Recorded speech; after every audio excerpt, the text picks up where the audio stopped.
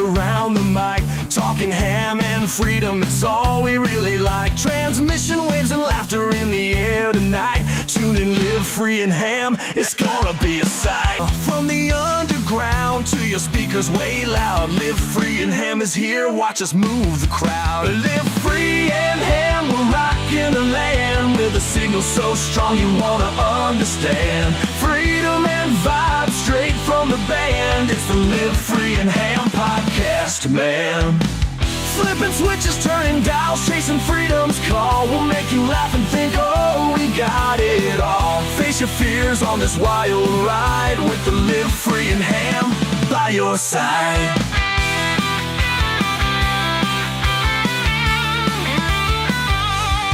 Through the static and the noise, we cut right through, bringing stories and the truth, fresh and new.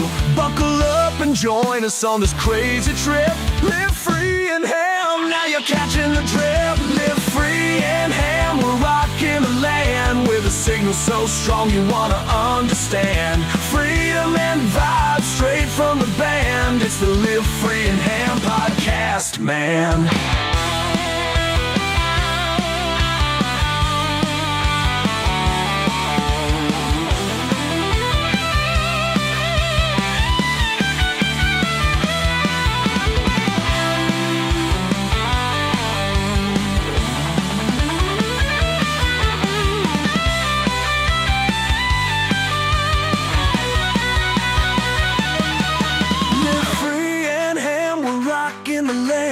The signal so strong you wanna understand.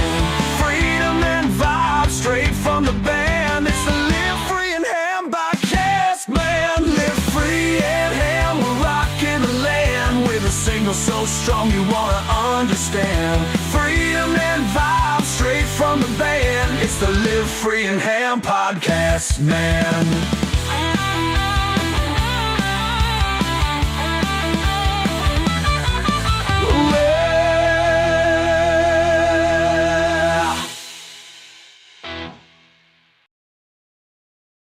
All right. Woohoo. Man, it's a marathon, my friends. It's a marathon. We are going full steam here. We're running on turbo boost. Well, we're Live Free and Ham, guys. I have no idea who's in the chat. Todd's busy. I don't know. Probably, refilling that drink and maybe falling asleep at the bubbler. Who knows? We just kind of came off of a regular recording. And realized that we were running a little late. So, hey, we're just going to run right in the live stream and we're going to do like in usual Live Free and Ham fashion. We're going to wing it. It's the best thing we do, right? It always works best when we wing it. Yeah. Yep. It does. So, I don't give a shit. I'm just going to say this. I don't give a shit. HRCC's live streaming right now. We're not going to impose on them. No. We're not going to take away from the 35,000 subscribers that they've got over there. Yep. We're fine. We just hit 500. Thank you very much. We appreciate everybody that loves us. We're a 0.001 in the HRCC bucket of subscribers. So we appreciate all of that 0.001 folks, because you guys are the loyal listeners there in the chat. And we see Bob as always there. Good to see you, Bob. Chris in Radio Life is there. Brad, we got a bunch of guys there. So again, thank you guys for hanging out with us. It's a blast, and so we're here. Like Paul said, we're with the 500 subscriber giveaways. Mike, Tortoise Overland's hanging out with us, and maybe Todd might join us. I don't know. Did Todd say he was coming back? Did we chase him off? No, he did say he was coming back. Yeah, he said he had to go get a beverage. Okay. All right. Well, good. Then we'll hopefully he's not running out to the store to get a beverage. He's just going to his fridge. But we'll see how that one goes. So, and we've lost Tortoise Overland to, some wild bear maybe or whatever. I don't know. He's in his car at the moment. So we'll see how that one goes. Cool. All right. Well, hey, with that, I'm Eric, N1JUR with Live Free and Ham. And, thank you guys for joining. Like we said, this is our... Is that who you are? I am. Yeah. Last time I checked, it's good to see you actually got your little, monogram down below you. You didn't have that last recording. I had no idea who I was talking to when we were talking. I'm here, guys. I'm here. I'm just doing some dog duty real quick. Dog duty as in like dog, like Dealing with the Dog dog poop. or dog duty? Dealing with the dog. Got it. Okay, just want to be clear Yeah. on that one. All right. Good. Double bag it if you have to. Oh yeah, right, exactly. Remember, bend down and scoop. That's the rule. Thanks, Anyway. guys. Yeah, I'm glad to help out, man. Anytime. So with that, this is our 500 subscriber giveaway, guys. We finally crept over 500 subscribers in our YouTube world. We're way way beyond that in our podcast land, but all good. We love every 500 individual subscribers. Each and one of you guys. We are bot free. Those are all original subscribers. Every single one of them. Did This you is a count 'em? grassroots podcast, man. Yep, exactly. So anyway, all right. Well, with that, let's go around. What are you drinking there, Mr. N1OG? Well, so I mean, I've got my usual, which is the Folds of Nice. Honor Budweiser. Oh, right. okay. Because Ooh. because we do love Folds of Honor. I wish. Oh. Okay, Todd probably flipped something. As always. Damn it, Todd. Okay. We're not starting over. I know. There we go. Back to normal. All right. And then I've also got Glenfiddich 12. It's a Very nice, inexpensive bottle, but it's very tasty. All right, nice. Yep. Very And, cool. Well, It's oh, and the good old FU. We got to get a couple of FU stickers, man. I need those. Got to round up a lot. I got a few. I'll definitely save you a couple. Awesome. Good. Well, we got, like I said, a few people in there. Bob wants us to say hello to his grandkids there. Hello, grandkids. Harrison and Adeline. Don't know you, Yeah. but we know Bob well, so we treat you the same way. Here's to you. Thanks for being there, Harrison and Adeline. Mm-hmm. Watson, stop barking. It's like doggy daycare tonight. Well, so in all fairness, okay, so this weekend is a big deal here at the Drop Zone. It is the Independence and Legends Boogie. And I've never been to a boogie, but from what I'm told, it's very similar to kind of a ham festival where there's going to be, vendors, there's going to be a whole bunch of extra planes. They've even got a helicopter coming. Whoa. Unfortunately, you need a B license or higher to jump out of the helicopter. Okay. So there's no helicopter for me, but so the RV park here is just it's hopping. There's a lot of people that are coming in, getting ready for the weekend. My neighbor is a super cool guy. He's said he's around 1,400 jumps. He's been jumping for 15 years. Yeah, really nice guy. But so he's next door and he's got a dog, and so yeah, that's kind of captured Watson's attention. Nice. Oh, well, good, man. Dude, it sounds like it's a big blast. So it's just like a whole kind of weekend gathering for the 4th, and everyone just jumps out of planes and drinks and has food. Yeah, so so tomorrow the extra planes are coming in. I'm super excited for the Sky Van. What's that? All right, so the Sky Van, it's a twin prop plane, but instead of jumping out of the side of the plane like you've seen in my videos, it's got a door in the back, and so big ass boxcar with wings. you can actually stand up inside of it. Like Wow. it's that tall that you can stand up inside of it and then like go out the back. So I'm super excited for that. Like I can't wait to jump out of that freaking plane. But yeah, so that plane will be here tomorrow. There's a potluck dinner tomorrow night. Then Friday there's planes and demos. I'm going to go to one demo to help out as ground crew. Carlos is going to be jumping at a different demo. Obviously, getting skydiving in, around the demos. And then a big fireworks show, which listen, as a combat veteran that served in Afghanistan, where we were mortared on a daily basis, I've had big issues with fireworks. But for some reason, being here, I don't know if it's being here or what it is, but like the last couple nights, there's been a bunch of fireworks and things, and usually that kind of, I get that tightness in my chest, and like that kind of just unwanted anxiety. But I haven't had it, so I'm gonna go to the fireworks show. This is gonna be the first time that I've been to a fireworks show since I don't know, probably 2010. Wow. Yeah, so this is going to be a big deal, and hopefully it's great, and I love it, and I can actually take it in and enjoy it. Fireworks show again.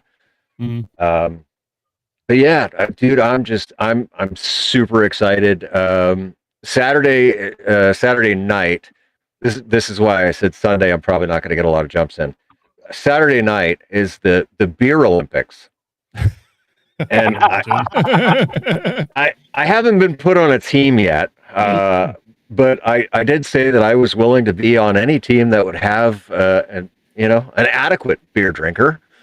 So yeah, so I'm gonna try and take video of what I can, so that I can share it with you guys. But it's gonna be a tremendous weekend. It's gonna be unreal. It's gonna be great. Nice. Yeah. Can you guys see me, hear me? You're good, We buddy. can. We can see you You're and good. hear you. Yeah, I was on before, and I was like a ghost.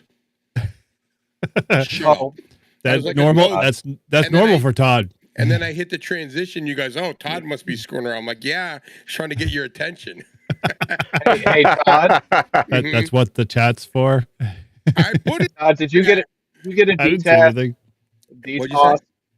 Did you get a DTOS? Did I get a what? No, a D task. No, You mean a? No. You mean an Ed Dong? He had dong. And then I dog. I have one.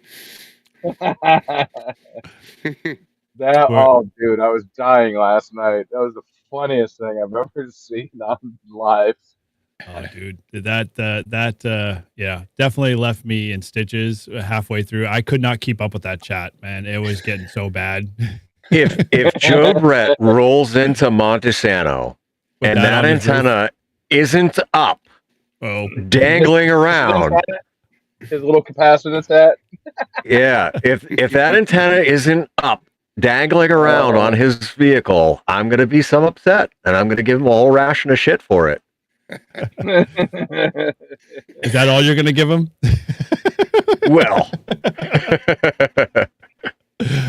Oh man, yeah, I'd have to say, yeah,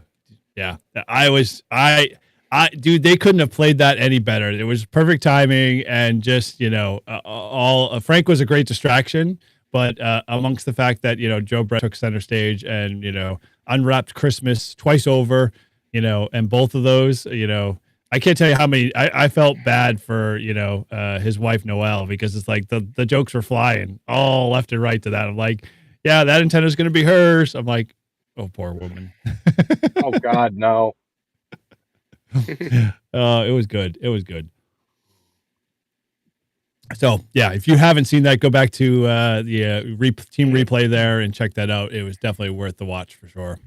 oh, for sure. If there are any Clubhouse episodes that you want to go back and watch, definitely episode 6, episode 32, and 222. In that order. The first two, you got to be a channel member to watch. 222, I think that's open for now. Oh my gosh, yeah, I only caught parts of that one, and I have to become a channel member again because it lapsed. But yeah, I gotta go back and rewatch all those. Cool. All right. Well, with that, Mike, what's going on with you, my friend? Good to see you. Thanks again for hanging out with us tonight. How's Tortoise Overland doing, my friend? I heard you finally popped, as Paul says, popped your cherry. Yep, I hit up US 0619, the Allegheny National Forest. I'm Nice. literally just outside of the actual forest boundary, our house is. So the direction of my truck facing north and south, that way. Well, no, that way. That way is the Allegheny National Forest. And I actually did drive deep into the forest this morning. Mhm. I did 20 contacts on Nice. 40 meters in about 40 minutes. Dude, that's pretty good. Nice. Oh yeah. And what I did is when I got on the Dakota app, I put first activation, and boy, everybody was hitting me. Yes. They're like, So there's a virgin activator out there. Go get him. That's the way to to get. get them. And got the truck muddy. Pulled out a. There was a place I wanted to go, and there was probably 2.5 foot diameter tree that fell down, all rotten. So I said I was going to take video and say the things we do for POTA, and take video of me actually tying my winch to the stupid tree and pulling it off the road. Wow. Cleared the path. Yeah, and then I Here's- figured out that there's a pond there full of mosquitoes. So I said, no, I'm going to go that way. So I got a crazy idea, right? Okay. So I made the mistake today when I was talking to my new neighbor. Well, he's not new, but when I was talking to my neighbor, I said that this was going to be my first boogie. And so in skydiving, anything that is your first, when you get your license, you owe beer. Oh, no. So No, I think we need to bring that over to ham radio. So Chris I Bricker like that would idea. owe beer for being his first sideband contacts, right? And Michael owes beer for his first POTA activation. So let's owe define beer that for rule a your little first bit. Jump. Yeah, but that's skydiving. It's not ham radio. So Listen, let's. when All right. when I got my license, I gave beer. Mhm. All right, so here's let's kind of shape this conversation a little bit. So, like, in essence, how much beer does Mike have to give, and what type of beer, and more so, is it based off of total success, total completed contacts, or is it just the activation as a whole is a success? And does he have to pay more beer if he doesn't get a successful activation? So it's just the fact that it's a first. Okay, all right, so that It makes was sense. successful. And we'll say a 24 or a 30 pack All right, so you My heard it here. choice. of beer of your My choice. Yes. And is it to Oh, just it'll the be first person he Heineken. comes across, or is it just to everybody in his circle? Oh no, it's when we get together again, right? So Ah. like Near Fest, right? Or actually, before Near Fest, he's coming to 24-hour POTA, so we'll definitely have more beer. Yes, And- there we go. I changed my mind. It's going to be Guinness Extra Stout, That works, dude. Oh, That's That strong. okay. That's good. works. and it's going to be warm. Okay. Yeah, I've done warm. Warm's okay. I prefer the chilled version, but hey, I've swallowed a bit. Yeah, it's beer of your choice. So bring whatever you'd like. Wow, I like All this right, rule. all All right, So, all right. So I have Well- a question. What about Todd? What about me? what about Todd? When you get your extra, what beer are you bringing? Oh, we got to now extend this to license class. It's a first. No, it's not. I've gotten a license before. No, Not as an extra. Yeah, anything to spend Todd's money. This is not one area he wants to spend it on. Yeah. I bet you I get my extra before Todd. Yeah. You're probably true. right. But Todd likes it. Todd wants to keep the extra going on Live Free and Ham, so Like- it's never like if it gonna was stop. if it was the beer that if it was me, like if I was for myself, I'd probably just get like Blue Moon or something. I like Blue Moon. Oh, that's good. But if Eric was there, I'd probably go down to the brewery and Spyglass. Spyglass my favorite place. Yeah, and buy him some. I don't know about 30 of them since they're yeah I like, know. But 4-pack is perfectly fine in that because, A like 4-pack is- at a 8 or 4-pack is 11% like 30 ABV, bucks. Yeah, that's but, perfectly I don't fine. know. We'll mix it up. We'll see what happens. Nice. Okay. Well, you guys hear it first. We've established the rules. So going forward, please spread the rule and let everybody know that if you run into a Virgin ham radio operator that they activates a park successfully, or it doesn't activate at all, it activates in general, the beer has to go forward. So I don't know. Someone come up with a great, slogan for this, and we'll carry it on. But yeah, You Be shall not Pota pass. beers. Pota beers. Soda beer. Not to be confused with Pota Power, because after like 50 beers, you're like, what Pota Power? What? What?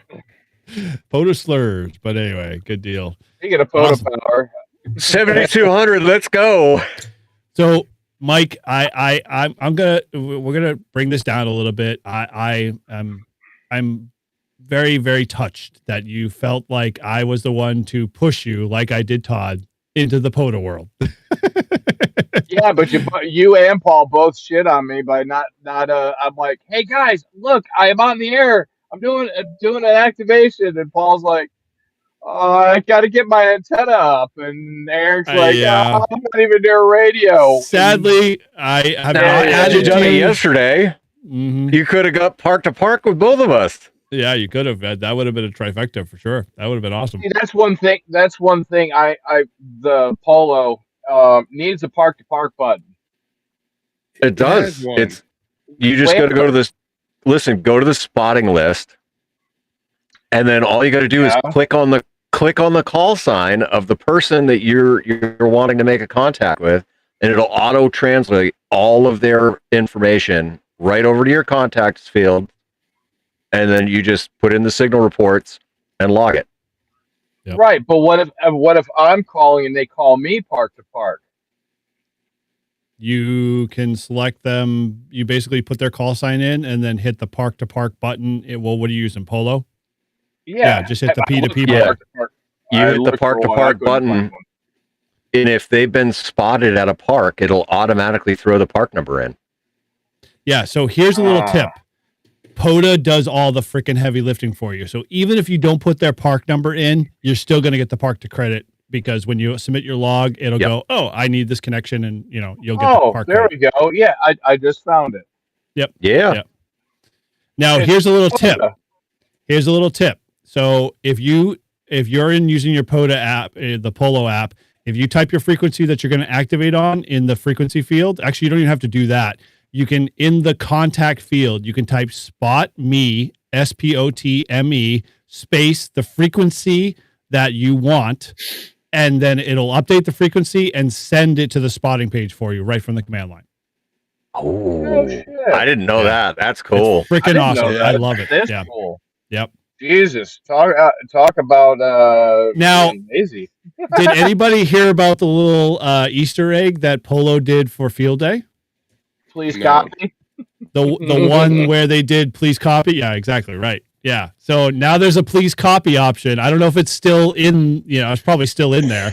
But yeah, anytime someone says please copy, which it doesn't happen during regular activations, but every once in a while it happens. But yeah, Oh, Field man. Day is It Winners. caught me like 3 or 4 times. Winter field day, I was shit faced oh, you were because I of heard it. please copy. Yeah, that was not the smartest move to say, "Hey, I'll drink every time someone says please copy." Yeah. That was the worst thing you could ever do to yourself. Yeah, alcohol poisoning. Please copy. And I was drinking scotch and beer, so it was like, Oh God. oh, Mhm. please copy. All right. If you want to see how shit-faced N1OG was, head on over to his channel and check out the live stream, because it's still up there. And that was almost 3-hour live stream. That was huge. Yeah. I mean, you were Oh going my forever. I fell asleep halfway through, and I'm like, I woke up to Paul still online. I'm like, oh my gosh, I fell asleep for 45 minutes. He's still online. Yeah, I should move that to channel members only. Probably. It might have to be that. But cool. Well, dude, that's awesome. I am super stoked that you activated a park. How do you feel? I guess that's the question I always ask every activator. Well, it was interesting because I've done a ton of contesting Sure. back in Different. the day. It is different, but it's once you start getting into the vibe, you start melding a script in your brain, and you're like, oh, this is easy. Let's go. Next call. Okay, I got 19, 18. Okay, guys, I've got 8 more to go to activate this park. I've got 5 more to go. Come on, guys, let's go. It was Yep. fun. It was fun, and I had Charlie with me, and I had Isabel in the back, my 2 little co-pilots, and they were quiet, and they were calm, and we just sat in the air conditioning, and I did my contacts, and That's I'm awesome. chasing mosquitoes. Yeah, I can imagine. Well, is your door open still or what? Oh yeah, the door's open. Trust me, if I turned on my truck, you guys wouldn't hear me. I can imagine. Probably RF. Hey, Eric, do you have a Toyota? No, that's Paul. I don't buy Oh, that's right, that's Paul. Ram all the way, Don't my friend. go. Oh, well, see, you can't do this. Let me see. See Do if you what? guys can see that. I could do that in my Ram. Can you see my ceiling? Yeah. I choose to put that on the backside of my chair. I see Backside a of my 10th 2 mountain in chairs. there. What are those? Yeah, 10th mountain. Patches. Yep. And then Patches. my unit patch right there somewhere. But Yeah. yeah, 10th Mountain. I'm originally from New York. That's my favorite unit. Dude, I swear, I think ham radio operators should get into patches. I think that'd be a cool thing to do. I have a coronavirus too. We all did at one time. How do Yeah, they but- stick? but- How do they stick up there? Velcro. Oh, Velcro. Boobs. Velcro. All the best. Oh yeah. Yeah, I think it's funny because last night on HRC they were talking about challenge coins and stuff like that. I was looking at them like, oh man, that's expensive, but I'm like, dude, I want patches. I think patches are way cooler. Patches would be awesome. Challenge coins are really super cool, but they're really super expensive. Yeah. Oh my And you god, have yes. to buy them in lots. Yep. And You can't buy like 5 or 10. You have to buy like 150. 100, 150. Yeah. Yep. Yeah. It's pretty. It's too super expensive, but I can get away with patches, and I think patches are. We should raise the bar and say no more challenge coins, and everything should be patches. And I would love to be able to coat my backside of all of my seats in the back of my truck with all of the ham radio patches. It'd be cool. That would be cool. Oh yeah, Dodge has all that fuzzy stuff on the back of the seat, don't they? Yep. Hey, I got flag and torch patches if anybody needs one. Okay. Well, when I create mine, I'll swap you one. So we'll definitely have to add that to the list there. Oh yeah.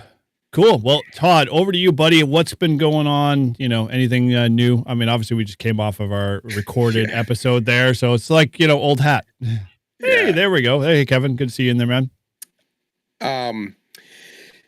Yeah, I like I said it before to you guys, but I'll let Mike and everyone on the live stream know. I had to do a trip down to Florida for a day. Supposed to get in at 11 p.m. Got in at 4 in the morning. Got 3 hours of sleep. Brought all my POTA gear down and wasn't able to activate a park because I had to catch a plane back. So I lugged it down and didn't even open it up. So that was kind of disappointing. But besides that, nothing really else going on. I missed field day. I had to take my son to tryouts for the travel team, and I got home. I started doing stuff around the home, and I totally forgot about field day until Eric said, "Hey, did you stop by field day?" I was like, "Oh shit, I totally forgot." And I was so freaking tired. I was like, "Yeah, I'm not going to that." So I totally missed it too. Don't feel bad. Oh, you I was did? So, traveling. dude, I that was brings up an traveling. interesting point. Like, Paul, you didn't do field day. I didn't do field day. You guys definitely said you didn't do field day. Like, I feel like it's like you either did like your own field day by yourself or maybe 1 or 2 guys, or you didn't do field day at all. I think that I feel like we're in that season again. Like, is that your same feeling? You guys feel the same way? Oh yeah. Yeah, I don't know, man. I was Wasn't the same this year. No, it wasn't. No, it's definitely an off feeling this year. Yeah. Well, Yeah. hey, we'll throw out the chat. How was your field day? Any of you guys, actually attend field day? Did you have a good experience? If not, did you do it on your own or did you do it all? I'm curious. Throw it in the chat. Let us know. We'll continue this conversation going forward. But hey, we're at like the half hour here, Mark. So, like I said, and we teased, it's the 500 subscriber giveaway. So Woo! when we say giveaway, we mean we're giving shit away. It's the simple way. I mean, we're 30 minutes in, so I can use their S word. So I think we're okay. And we're not at 1,000, so we're fine. No problem there. I'm pretty sure like we were 3 or 4 minutes in when I dropped the first F-bomb. So we're fine. Yeah. We break all the records there. You're So, past you know- 30 seconds. So, this is our first time, and you have to give us. We're virgins here. We're gonna try to use the giveaway page here with in EV Mux because we got away from StreamYard because God, they wanted to take my firstborn kid and charge me almost 2 mortgage payments. So we're switching gears here. So we're gonna try the giveaway page here real quick and. Let me flip over to that real quick. You guys, good, excellent. You're all there. So we're not going to use "suck ass" as the first one here. That was just kind of what's in there. So let's change come on. Okay, well, fine. We'll use the keyword for "suck ass." So let's put it out there. God. So we're going to give away a couple things tonight. So the first one I'm going to throw out there. We'll start a little low. Low is we'll say. We'll start small. And so we're going to give away, Matt sent us a whole bunch of great Reliance antenna stuff. Grouch is already, man, we haven't already started yet. He's already thrown into the ring. So we're going to give away for the first giveaway here. We're going to give away the RF choke. So if you've gone over to Reliance antenna, I got a review coming out on Thursday. So if you can wait till then, you can, check that out. But if you can't, jump into the giveaway here. We're going to give away one of your choice, either the small choke or the large choke. And just so you know, the large choke is a 200 watt, RF choke and allows 200 watts sideband and 100 watts digital CW. And then the smaller version is 100 watts and 60 watts digital and CW. Appropriately. So your choice. You can tell us which one you want in the chat. If you want in on that one, this is the first giveaway. Keyword is "suck ass." So jump on in and let's get this going here. Actually, wait a minute. I don't want to start that. Yeah, I was gonna say, damn. I don't want to do that one at all. So let's stop there. So this is the tool here. So we're figuring this shit out here as we go. So I have never done this through this tool. I'm so used to StreamYard. It's literally just made my life. So please, throw "suck ass" # suck ass caps in the chat there. And in a bit we'll come back to that. We'll run the giveaway there. Paul was gonna win. I know, right? Exactly. We cannot have Paul. Paul's gonna get one either way, so Paul does not need to be in the giveaway. Exactly. Dude, can I just say that you definitely showed your age by saying $. Yeah, Because I know. Sorry. Hashtag right. No, but that's how it was. Like when we were growing up, it was a fucking $.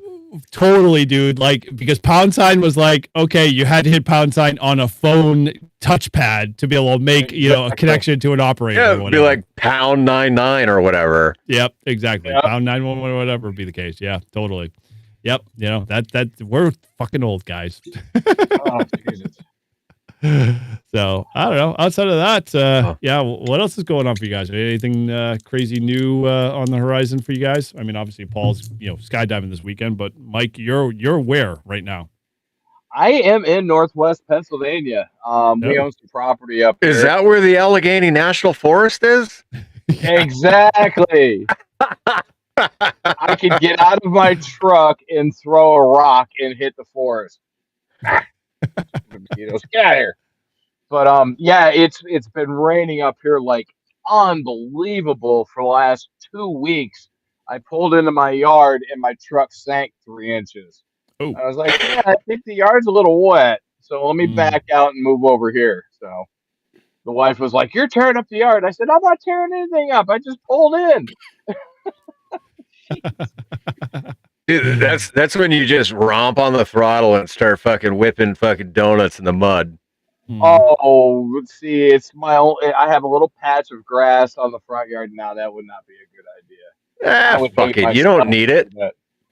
Oh yeah, You I know- do. I like my little patch Mike, of grass. Mike. Get likes rid his of the grass and then you don't have to mow it. I love grass. I lived in Arizona. We had a little patch of grass. I looked back at satellite shots of the house that we lived in. They have no grass anymore there. I was so upset. Yes, George, I have one I can let you borrow. I can borrow from my dad. But Okay, I so did bring up the antenna. which antenna? I brought up the Base Camp Mini that I bought at Nairfest, and I am going to mount it permanently to the house because obviously it's a Base Camp antenna. How do you like Matt? I mean, that's a good antenna, but how do you like it? Oh, dude. Okay. I don't like to disparage other antennas, Mhm. but I have a 56-to-1 my antennas Yeah. at the house. It's permanently. His antenna is so much quieter. Oh my god, it is. It's 3 to 5 dBs quieter than the my antennas. 56-to-1. Wow. Yeah, blew my mind. And I told Matt about that. I was like, dude, your antenna rocks. It is so much quieter than this commercial antenna. So Dude. yeah, His filters are freaking phenomenal. Like I can't tell you. Like I literally was like, all right, we're gonna play this game. So I started my truck because I knew my if fuel the fuel pump was basically super noisy in general for the HF side of stuff. So I started the truck from where I was sitting, and literally that filter knocked the crap out of it. The total band pass. It was awesome. I was like, my gosh, it was quiet as hell. So they are really good, based off of what he's built. Dodge anyway, so Yeah, minus the car, whatever, fine. It's still knocked the noise down. Hey, the noise blanker works really great on HF. Right. So yeah, that antenna was phenomenal. while we're waiting for people to put pound suck ass in the chat, Yep. we got a bunch of comments about field day. So Prefham Paul, he wrote good times with Frank the Tank at a park. So we got 3 days of POTA activations. Brad Parker, he wrote did it with the club. He had antenna issues, but still a good time. Okay. Tango Oscar Mike Tom, he put club field day, did some GOTA coaching. We had a good time. Nice. Which absolutely fantastic on the GOTA. And then Kevin, K0KLB, he said he was out in the cornfield with the dog. Best time ever. Was he also activated? Or was he also actually part of your station? Did you count him as a contact? Oh, and TJ here, he said he went to club's field day for a few hours, went home, and operated as a 1 Delta until midnight. Dude, nice. That's awesome. Make sure when you throw in your logs that you give credit to N1QC. That way we'll go back to the club. Very cool. Yeah, always throw N1QC in there. Yep. Queen Charlie. That's the CQ heard around the world. Is it? I don't know. Last time I checked, it was close. But No, you don't remember my song? I do. Yeah. We haven't played that in a while. You should dig that one back up again. Very cool. So, all right. Well, we're getting close here. So we got a couple other things to give away. So let's go back to the giveaway page here and let's run the lovely utility here. See if I can actually figure out how to do this damn thing here. Let's go back to layers here. This will be the first time. So, forgive me for, screwing this up.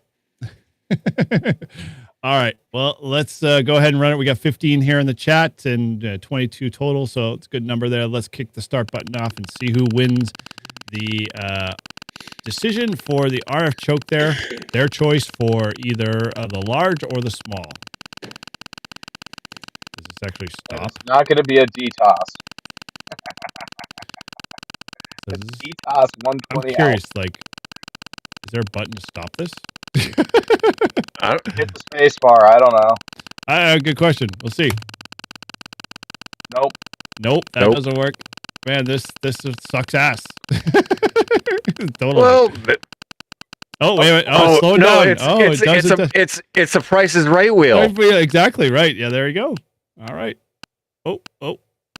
Crouch wins at there we go. Hey! Whiskey 5, Papa India Alpha. Jason, cool. Well, dude, Jason.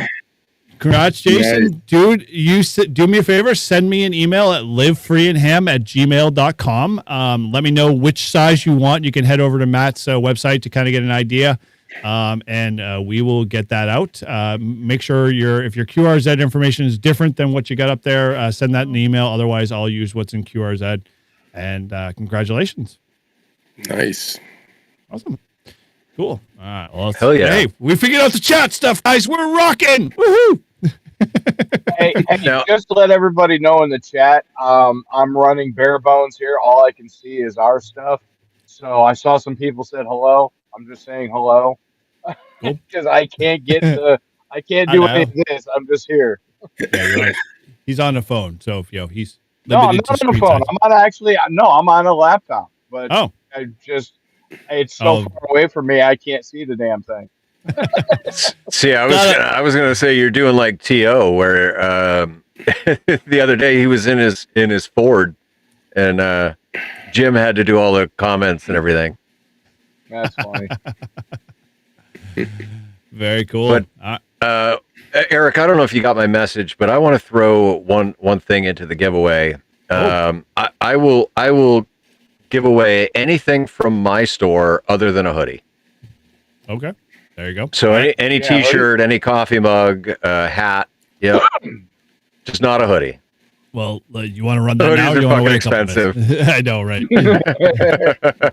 Well, you want to run that now, and you want to give us a keyword or what? Yeah, all right. Here, let me. I'll put the Go in link chat. to the store in the chat, All right. and pick a good keyword. Something grouchy. Something grouchy. Okay, there we go. That's what I'm gonna go with. Something. Here we go. There we go. So, man, this Elijah Craig kicked him in the ass. Something. Oh, gee, there we go. Even better if you fuck it up, Yeah, and the chat has to figure it out. It's gonna be pretty bad. I'll make it a little easy because here we go. Let's do. How the hell do you reset here? All right, there we go. Reset. There we go. Hampshire, New Hampshire. Something grouchy. There we go. That's the keyword. Let's shrink this down here so people can see that. That's the keyword, my friends. So we'll put this. Actually, we can resize this here. That way we don't have to keep switching views here. So Awesome. Thank you, There we Jason, go. for the $3 super chat. nice. There we go. Bring this into full view. That way you can see both. All right. So the keyword is something grouchy. If you want to get in on the giveaway for Paul's, from his store, anything except a hoodie. So there we go. Anything other than a hoodie. Oh, let's keep scrolling. Cool. All right. We'll leave that there. Something grouchy. Oh, awesome. All right. Well, so we didn't do field day, but anybody actually get it? I mean, did you do anything at all, like in the confines of field day weekend, or you basically just ignore it altogether? Who, me? Anybody? Anybody? I know. I didn't do it. No, I know you didn't do any radio at all. Mike, none of you. I packed on Saturday and drove Sunday, 9 hours straight from Massachusetts to the lovely wilds of Northwest PA. Oh, cool.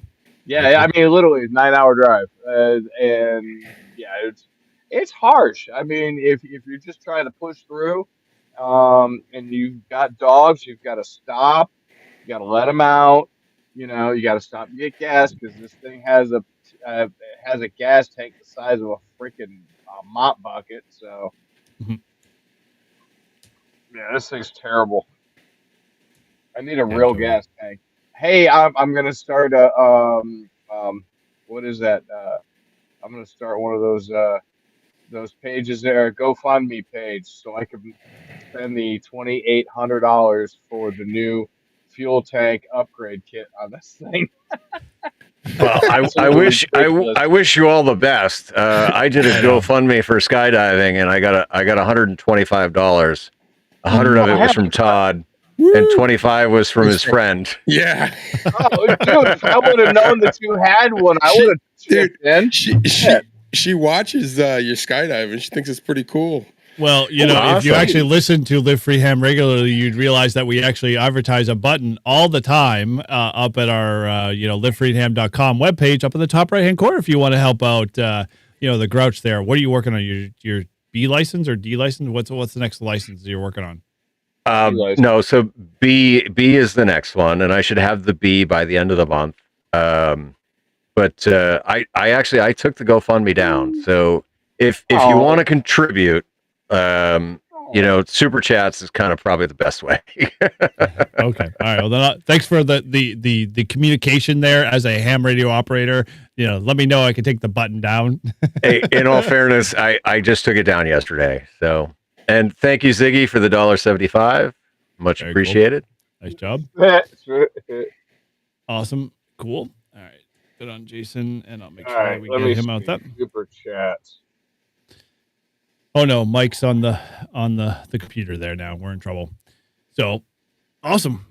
I don't know. Outside of that, I have to say, for those that are noticed, at least on my channel, I got a nice review coming out with an antenna, but or not an antenna with a obviously the RF choke, but I was able to actually work there. Good with NO&OG and Chris and Radio Life there. It was good to make contact with those guys. Bands. I think the bands are getting a little bit better. I don't know. What do you guys feel on that one? Oh, for sure. Yeah, I haven't been on lately, so I couldn't tell you. Well, we're a good supporting, community here. We can give you a great, up to the minute info there, Mike. I'm just waiting for you guys to tell me the bands are. Sorry. When 10 meters opens up, let me know. 10 meters will open in the fall. Yeah, you have to wait. Right. Like, it's just because we're summertime, like it is what it is. 10 meters is not going to be good in the summertime. No, it never is. Yeah, but no, there's a lot of fading and stuff, but the bands aren't bad. Thank you, Michael. Really appreciate that. Sorry, I clicked the button by accident. It's all good. No, thank you. Yeah, very cool. Yeah, dude, it's kind of funny. Like, I keep forgetting every year, like right around this time, 6 meters is always on fire. It's always like, everyone talks about the Magic Band and how great it is. And not that I'm going to slight Mike, because Mike does a freaking awesome job, picking up all those bands and doing, all the, the activity around those bands. But like every time I hop on 6 meters, like I get dead air. It's just like a bad thing for me. So I kind of just ignore it and, wait till, we get past 6 meters and then get back to HF. Hey, did you watch any of those, the CB YouTube channel? Oh, the lawnmower man. My gosh, dude, my head is spinning. I hate it. Oh my gosh. That total, I was like, yep. I was like on the verge. I'm like, I'm gonna go get one of those CB radios and give it a shot. And then I was like, no freaking way. I'm like, no. So I've got an 891 for that. So yeah, for those that are subscribers to Live Free and Ham, the podcast, and even the YouTube channel, we had Walt on because the previous episode before, we were like, Paul was talking about CB and how great he uses CB to talk to the truckers during traffic jams, and we're like, dude, Waze solves that problem for you. You don't have to talk to anybody to figure out what the traffic reports are. And they're like, well, we gotta have Walt on because Walt's the big CB guy. So we had Walt on. I did not. I am reporting here today. You heard it live on this live stream. I have not gone over to N1OG's house yet and picked up the Bearcat yet. I am reluctant to right now because I've got way too much on my freaking plate that if I took that radio, it would probably just be better sitting at home than it would be in my shack doing nothing. So, yeah. It's just sitting at my house doing nothing. True. Okay, so that's a scanner though. That's not a CB radio. Well, I got an 885 that has a scanner built into it, dude. Okay. Now, how much? You pick up the unit in 885. Yeah. It's got a antenna there, and no matter where you go in the country, it automatically programs the scanner for you. Okay. Yeah, dude. So- So Fancy. very fancy. I agree, but dude, okay. I'm gonna confess, like I am not a SWL, scanner listener. I had an aunt growing up as a kid who listened to it, but I was like, dude, I want to freaking talk. I don't want to listen to people talk on the radio through a scanner. So I never really like jumped on the scanner bandwagon. So I never really it's kind of funny because like I had 4 Bearcat. Oh man, I can't remember what the models were, but they were P25. They were pretty much like, full blown, encrypted units and the whole 9 yards.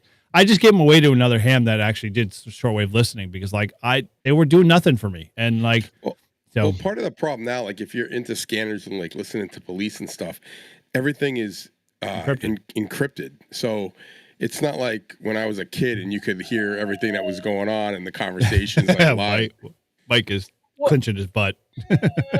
No. Not everything is encrypted. Everything went to P25 digital.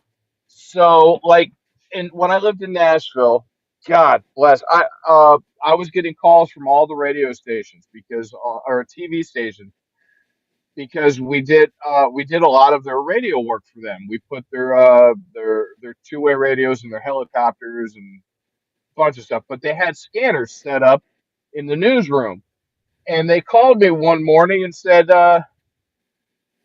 Nashville Fire and Nashville Police went digital or something. We can't hear them anymore. And I'm like, no, they didn't go digital. They went P25, fully digital. And they're like, so what do we do? I said, you're going to spend some money for a nice digital scanner now. Yeah, but so our 2 of our largest cities, and they're not large, but for New Hampshire, there are 2. They all went digital. You can still get the fire and the ambulance, but the police, they all went digital because the internet had a bunch of guys posting news stations and they were showing up to like shootings and stuff before the police. Wow. And it was causing a problem. Wow. So Manchester, I think they spent $250,000 to encrypt all their channels. They get new radios and stuff. They had one channel that was encrypted, but they needed more. So once they did it, then Nashua, the second largest city, they followed suit. And now I used to listen to them, and now you get nothing. So unless you have their radios, you're not listening to crap. Well, most of the paging is analog because digital pagers are expensive, and most of their straight paging is analog still. It should be. Yeah. Now our state police and county and stuff, they're still analog, so you can still get that. But as soon as if there's a SWAT incident and the state police SWAT, that goes encrypted. They have encrypted channels. So you basically around here, you just hear the stupid bullshit like, can you go to 391 Main Street for a domestic? Or can you do a welfare or what do they call it? Not a welfare check. Welfare check. Yeah, welfare check. Welfare check at this, and so. Well, we just did 4. It was $2.5 million upgrade for New Hampshire Electric Cooperative. Now they went digital, but they went DMR, and they did capacity max. 14 sites. We did their system. We just did that last year. Absolutely beautiful system too. Yeah. All right. Well, we're getting at the top of the hour, guys, real quick. We'll keep going. But, at 10 o'clock, we'll, run the next giveaway there for the Grouch. So if you haven't jumped in, I see Poto Power in there. And, I did star real quick. How the hell do we do this? Oh, there we go. Yeah. You go to the filter. Yeah, got it. Yeah. So, my TO, which should be OTO, we need to call him OTO. I think that's a proper way of saying it instead of just calling him my TO. Nice. Yeah, OTO. No, the other TO. I am Julie's TO. I'm sorry. You are, but that's kind of in terms of endearment. You know, I think for the general populace, it should be OTO. Okay. Well, I know But- Vaughn would kick my ass anyway, so. So what I want to know though, right, is if we go down to Florida, is Julie going to give us a tour of the villages? Because I just want to sightsee the shit out of the villages. Mhm. I want to see all the different colored scrunchies. I thought it was loofahs. Yeah, it's close. Probably both. Yeah, probably both. Dude, yeah, we love Pota Power. We had them on, and those guys rock. Vaughn and Julie, you know, both you know, characters in and of their own right, and you know, dude, we love Pota Power, and you know, keep doing what you're doing, guys. Awesome stuff. Yeah, hope to wanna see you talk guys in about Huntsville. hyperactive OCD. Go watch Photo Power. Yeah. So those that are on the chat, you know, the rest of the Live Free and Ham cronies, me and Todd, are not going to be at Huntsville. So Paul is going to be representing us 110%. So we're shipping a crap ton of, you know, stickers and other stuff to him. So if you want some good Live Free and Ham stuff, seek him out. What site are you, Paul? Let him know. Okay. Site number 33 from the 11th to the 18th at Montesano State Park. That's where you will find me. There you go. So yeah, if you want some good stuff, That was I in might. between- Except for Friday when I'm jumping with Carlos. Yeah, true. Right. Well, so yeah. We'll throw in a couple extra goodies. I've got a couple of stuff, you know, from Reliance Antenna and a few other things I think we'll throw in there that Paul can give away. So, you know, if you want some swag, you want some good stuff, you know, seek Paul out. You know where to find him. Find the Grouch, or just ask for the Grouch. You know, and they'll point you in the right direction. Julie's got me. Yes. There you go. I got your tour, Grouch. Nice job. All right. Well, we're at the top of the hour here, so let's finally run this, you know, giveaway for the Grouch here. Spin that wheel. Wheel. Oh, fish. All right. Come on. What the heck is it giving? Wheel of There we go. fish. Oh, God. Start. There we go. The wheel is running. Let's, Dude, try we it. can't see that. You need I to know. open Well, that there up we a go. little bit. So you whiner. There we go. Yeah, oh, so you put it right behind everybody. No, There you dude. go. Give me a second. Jeez. So sorry. I'm not moving fast enough for you, Mike. No, it's first time for everything. You know, we understand. No kidding. Mhm. All right. So Frequency Frontier is going to be at 60. So I guarantee if I don't see you at site 60, I'll see you at site 51A when we have coffee with Carlos. Carlos. Yep. Oh, here we go. Rolling down. I might just take a plane and fly down. Ooh, ooh, ooh, ooh, ooh. If the Oh, Grouch runs, we're gonna spin. There we go. 75 owned ham. All right. Okay. Well, there you go. Right. So if 75 owned ham, you know, hit me up, or actually hit the Grouch up. So Grouch, go ahead and give him your email, and that way, Yeah. So Ziggy, just send me a message in Discord. Let me know what it is that you want out of my store. Anything other than a hoodie, and I'll send it your way. I have There a you go. question. How does 75 ohms work with ham radio? It works. It works. It's Paul magic, knows but it works. she's tried to do it several times with coax at 75 ohms. How did that go? Yeah. No, it works. He said he You- wants the hoodie. yeah, of course, Ziggy wants a hoodie. We're gonna send you the half crop top version. You know, whatever. Oh my god, that'd be hilarious. Very cool. With the Oh, cup man. sleeves. So you are so with you know ham. I freaking can't do this. You know, ham, not Camcation. Help me out here, man. My brain is just Huntsville. like Huntsville. Thank you. We really need to figure out how to rename Definitely. these so they're like not all the same H's. So I'm getting to like 51 It's- now at this point. Orlando, and There we go. then Dayton, and then Huntsville. Okay, so Huntsville, fine. Well, that'll make it a little easier, hopefully, as I lock it in my brain. So, Yeah. What? So you're just jumping. You're gonna maybe partake in any of the other stuff that's going on down there? As far as what? Well, I know To's got a ton of stuff going on. I mean, he's been doing a lot of videos and stuff like that for 4 days in August or whatever that they're working on. Yeah, well, so the 4 days in August is turning into 5 days in August because Why not? there's a few of us that are going to be there for 5 days instead of four. But yeah, no, there's a whole bunch of cool stuff being planned. If you're not in the Toads Discord, there's a channel. It's called Huntsville FDIA. And everything is in there. Plus, there's been a couple planning live streams. But yeah, there's going to be Meshtastic stuff going on Wednesday. There's going to be I think Gigaparts on Thursday. We're working out some details on some other things. Like there's a ton of cool stuff going on.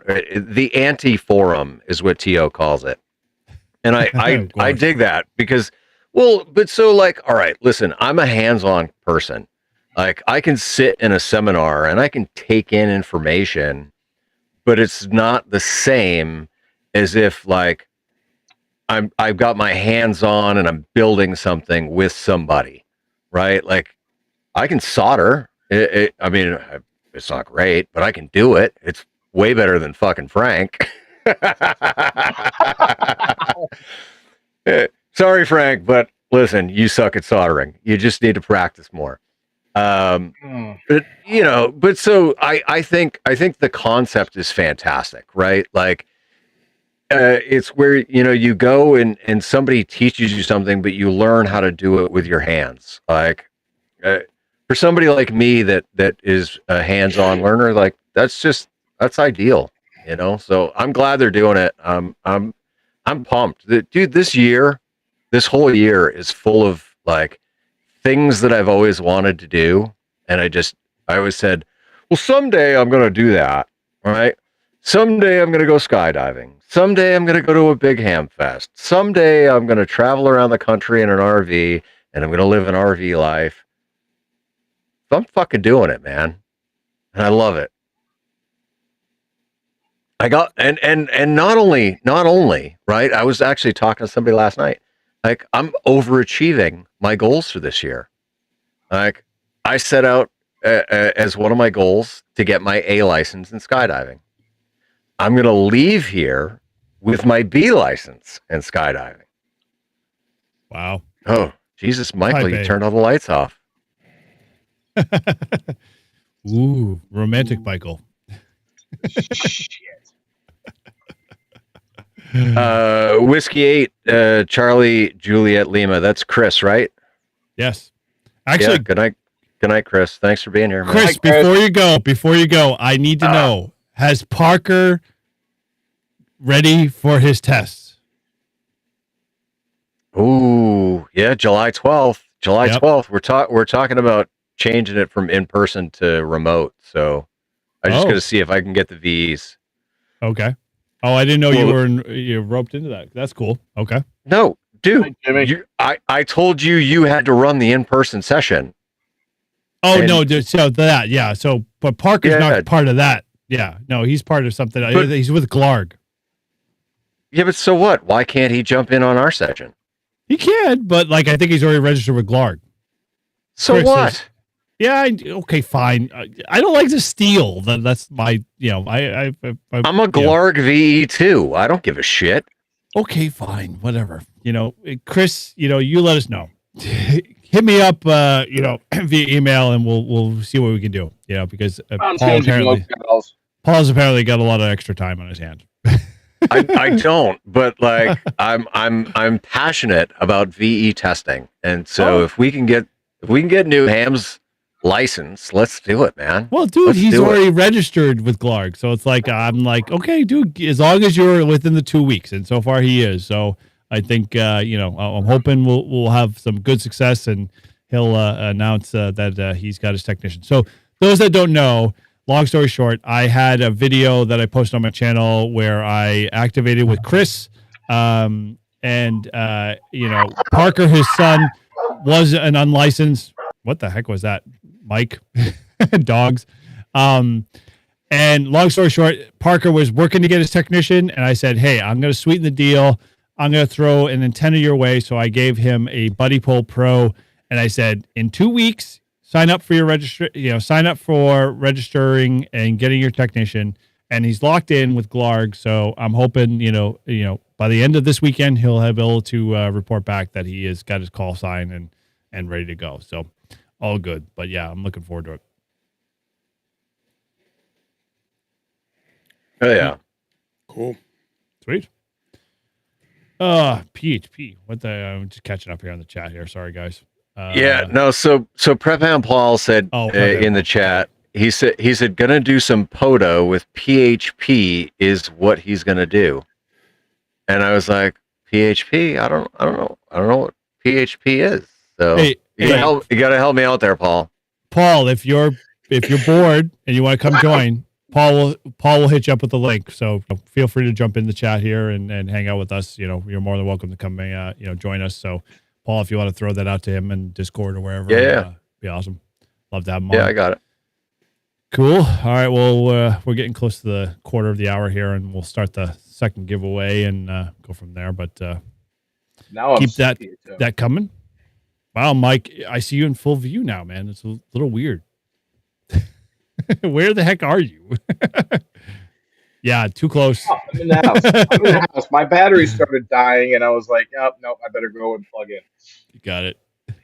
Michael, you, all right. Listen, real quick, right? So you just gave one of those, right? And so I always do that.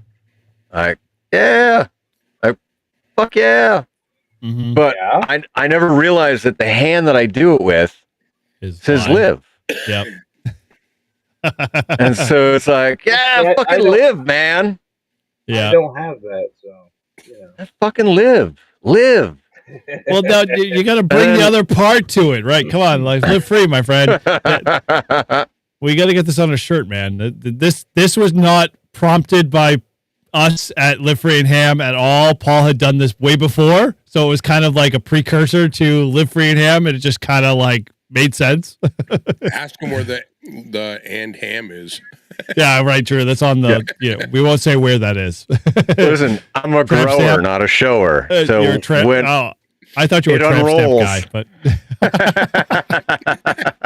it just says ham, and then it grows and it says and ham. oh, right, it's the Ed Fong extension version. Yeah, right. Yeah. Ed Dong, whatever we'll call it. Now the funny thing was, right, is anything below the wrist tattoo wise was a big no, right, in the military. Mm. Couldn't have anything below the wrist. Because when you were wearing your uniform, it couldn't show. And so when I finally decided that I was going to put something below the wrist, I said, what do I want to do? And I said, you know what? Live free on my fucking knuckles. That's what I want. And I went to Salem, New Hampshire to, I think it's Majestic Tattoo is the name of the place. And I said, I want it to look like somebody carved the letters out of my skin. And I think they did a great job. Like, I mean, it floats. Yeah, nice. Yeah, they definitely can read it. That's good stuff. That's hard to do on that. That small of a space. that it hurts on the knuckles. Oh, I can imagine, dude. no, knuckles weren't bad. Honestly, spine is really painful. Collarbone is really painful, but it's not painful on the collarbone like you would think. It actually hurts your nipple. What? So Yeah, here's an guy interesting was- story. he was going to town on my collarbone, and my nipple was hurting. The nipple hurts more, and the reason why I know is my son decided to get a buffalo on the side of his, basically chest, area, and literally it goes all the way down. And the artist basically is like, "Dude, I got a color in the nipple," and you can imagine like his pain because my daughter has a video of him wincing in pain as he's trying to make the nipple black. Ouch. It was painful. So Would've yeah. made it the eyeball. Well, it's kind of weird position wise for a buffalo because the head's a little lower in the image, but it came out nice. But at the same time, I'm like, dude, I don't know how you did that. Like I hated my tattoo it being underneath the armpit, which is like super sensitive. And it's like, what the hell? This sucks. And, you know, I was like, there's nothing on the outside because that's where they started. And then once they got to the middle, I was like, oh my gosh, what the frick is going on here? And so, yeah, I made the mistake. If those of you guys saw the video, I was like one of those typical hams that I was like, fuck, I'm going to get my call sign on the back of my arm with the, you know, the ARL, you know, with the Ohm logo and stuff like that. So yeah, I'm one of those people that you'll forever laugh at. Antenna resistor ground. Yes. Yeah, exactly right. Yeah.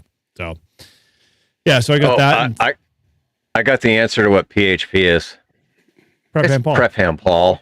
Yeah, It took you this long. I was thinking prep ham PHP was more of a hypertext markup language in HTML, but you know that was just, you know, way beyond. That's what I was thinking. I was like, nerd. I don't know code, man. Right, exactly. That's what it is. But yes, I will definitely be doing Parks on the Air and Prep Ham Paul. You better fucking be there with me. We'll unroll together.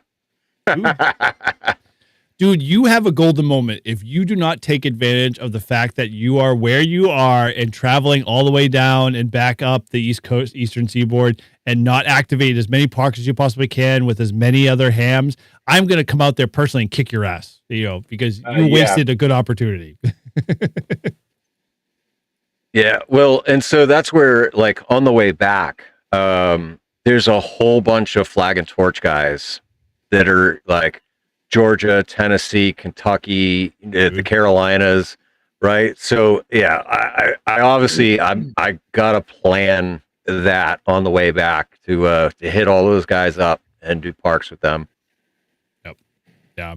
Get those states green, my friend. Get those states green. Especially the fact that you only have 12. Like, I expect more out of you, my friend. Yeah. Well, so I mean, I've already got Florida, Georgia, and South Carolina. So I need to get North Carolina. I need to get Tennessee, Kentucky, Alabama. I'll obviously get it Huntsville. But yeah, I definitely. I'll probably come home with 4 or 5 at least new states. Mm-hmm. Yeah. So, Mike, this is what you have to expect. Like, you start to plan family vacations or just in general vacations in general. Like, where are the POTA parks along the way, and whether or not I have activated said state, because that's what you want to turn to green. And you go, I'm sorry, can't get there from here, so I gotta go the other way. Mm-hmm. Mm-hmm. I can't tell you how much I went out of the way on my way to North Carolina for a baseball event for my son's college experience, and activated every park along the 95 corridor all the way up and down, because my wife's like, hey, this is the only opportunity you have, so take advantage of it. I'm like, hell yeah. So Connecticut, Pennsylvania, Rhode Island, all those guys. I mean, just banged them all the way across the board. I will say it. I mean, it only took me like 40 minutes to do the 20 contacts, but God bless, you know, if you're doing that and you've got to, you got to have 10 correct to activate. So yeah, that's a lot of time in between as you go. So yeah, you only got to get 10, dude. Planning. Only 10. I know. Todd and I learned that.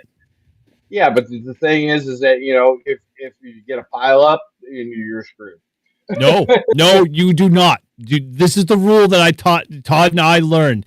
When the pileup happened, you say, sorry guys, I'm moving on to the next park. Hit me up there. QRT. Turn it down. Exactly. They follow. We had a guy. They will. We had a guy out in Europe. I think he got us on every park. We did 7 of them. He just waited. Yeah, it was pretty awesome. And we did that. When we did that, we did it in November, and it was like, 80 degrees? It was 80 degrees. It was freaking, it was October, but yeah, it was October. Yeah. And people were jumping in the ocean, and it was just nuts. And we did the whole thing until the 7th park, all on 10 meters. And and we even got Ryan. We got Ryan at 47,000 feet. Yeah. Doing about Aeronautical Mobile. Aeronautical Mobile. He got us on 10 meters. And he's like, I got to go. I got to land. I'll try to get back to you. Yeah, don't screw that up. Yeah. So that Yeah. was pretty cool. That was a fun activation or Dude, activations. we're gonna have to do that again before the end of the summer. Once Paul finally comes back in August, we're just gonna be like, screw this. We're gonna do 2 guys, 2 groups, and just start in Maine, start in Mass, and go right to the middle, and then cross each other's path and finish in each other's states. So Yeah, that'll be fun. Well, all right. So we're gonna have to plan this out to where like we do the Poda Rove, and then we all go north to Acadia together. Oh no, we have to do Acadia separate. I think we got to follow up with what we said in our podcast. We need to do Arcadia for field day. That would And be pass filters. We've got 'em. We can operate one station in Arcadia as long as we're operating Arcadia. I don't care. There's only a few of us. I know, right? I mean, for the size of Arcadia and the space, we could probably space it out enough that we could run 2 stations and be happy. Chris and I did make a contact with somebody that was activating in Arcadia yesterday. Oh wow! So from Wisconsin to Maine. Yeah. Dude, Yeah, we got it. Dude, Yeah. that's awesome. Yeah. All right. Well, let's switch gears here real quick. We're going to run the next giveaway here. So I'm going to flop over to the giveaway page here. That's the poll. That's not what I want. Come on, giveaway page. All right, cool. So let's go to someone give me a keyword. Winner was. So this is Third. for. Let me go and big in here. I'm gonna go large screen here. Sorry for the view. So we are going to do the 56-1 Reliance antenna here. This is with the orange stealth wire and green kite winder. Stealth wire? Yeah, it's a stealth wire. Why is it stealth? It's bright orange. That's what he calls it. It's polystealth. It's polystealth. what it is. Yeah. Right. And so this is the small little transformer here. So 100 watts, no problem. Great antenna. I love it. I've got one myself. I use them all, and Paul's got a couple end feds as well. So with that, let me get out of here. We are going to use. Someone give me a keyword here. I put one in the private chat for you. Oh, you did? Okay, cool. Let me go here real quick. All right, there we go. Cool. All right, let me grab that here. So let me give you the keyword here, and we'll give away this antenna. Giveaway. 222. All right. So that is the keyword. Come on, refresh here. Oh, 222. And this software does not like to refresh quick enough. Here we go. Okay. All right. Why is this not resetting? Reset. There we go. All right. So there's the keyword. It's not double pound sign. Sorry. Let me fix that. So you guys do not have to enter double pound sign. All right. So, sorry. I said pound sign again. Damn it. Hashtag. No, you had it right. It's pound sign, not hashtag. True. Right. Depending on how old I am. All right. So there we go. That is the keyword there. Live Free and Ham 2 years, all caps. Hashtag, go ahead and run that there, and we'll just keep plugging away. Let me go. Where the heck is this view here? All right, shrink this down here. Gotta play the games here. All right, so we'll let that run for a little bit. So if you're interested in the Live Free and the Reliance antenna there from Reliance, the 56-1 with orange poly stealth wire. I think you fucked it up because there's nothing showing on the screen. Yeah, I know, right? Why the heck is this not restart? Stupid little software. Come on. Oh, it's the software's fault. It's always the software fault. My God, come on.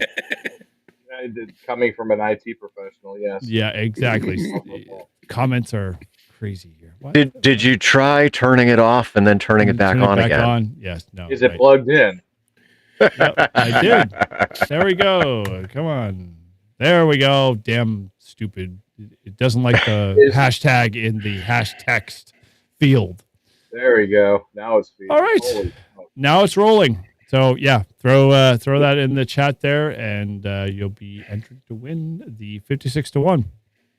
Yeah, congrats on 2 years, boys. Dude. Yeah. 2 years.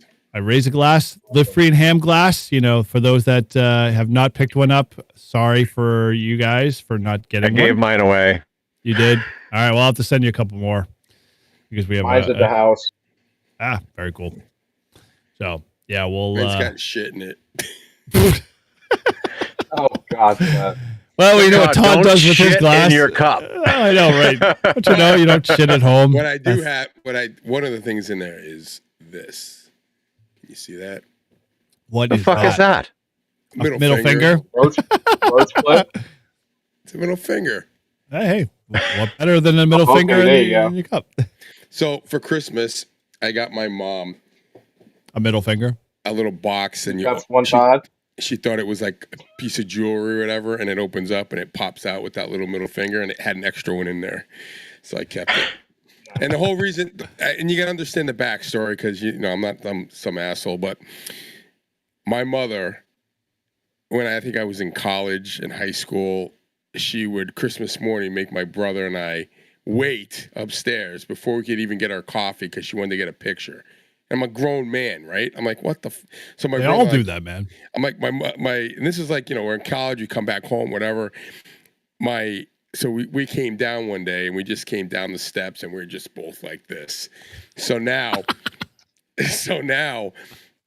my kids, his kids, my cousins, everyone, she always wants to take pictures. So every time she takes a picture, you'll see this. You see the inconspicuous middle finger somewhere in the photo. Someone always does One. it, and she's like, and she'll post them like on Facebook and all her stupid things. Oh, this is such a great picture of the family. And there's like my brother going like that, or my nephew at like 8 years old. That's hilarious. So yeah, so she thought it was pretty funny that she thought she got something nice for Christmas, and we're all around, and she opens it up, and the thing pops up.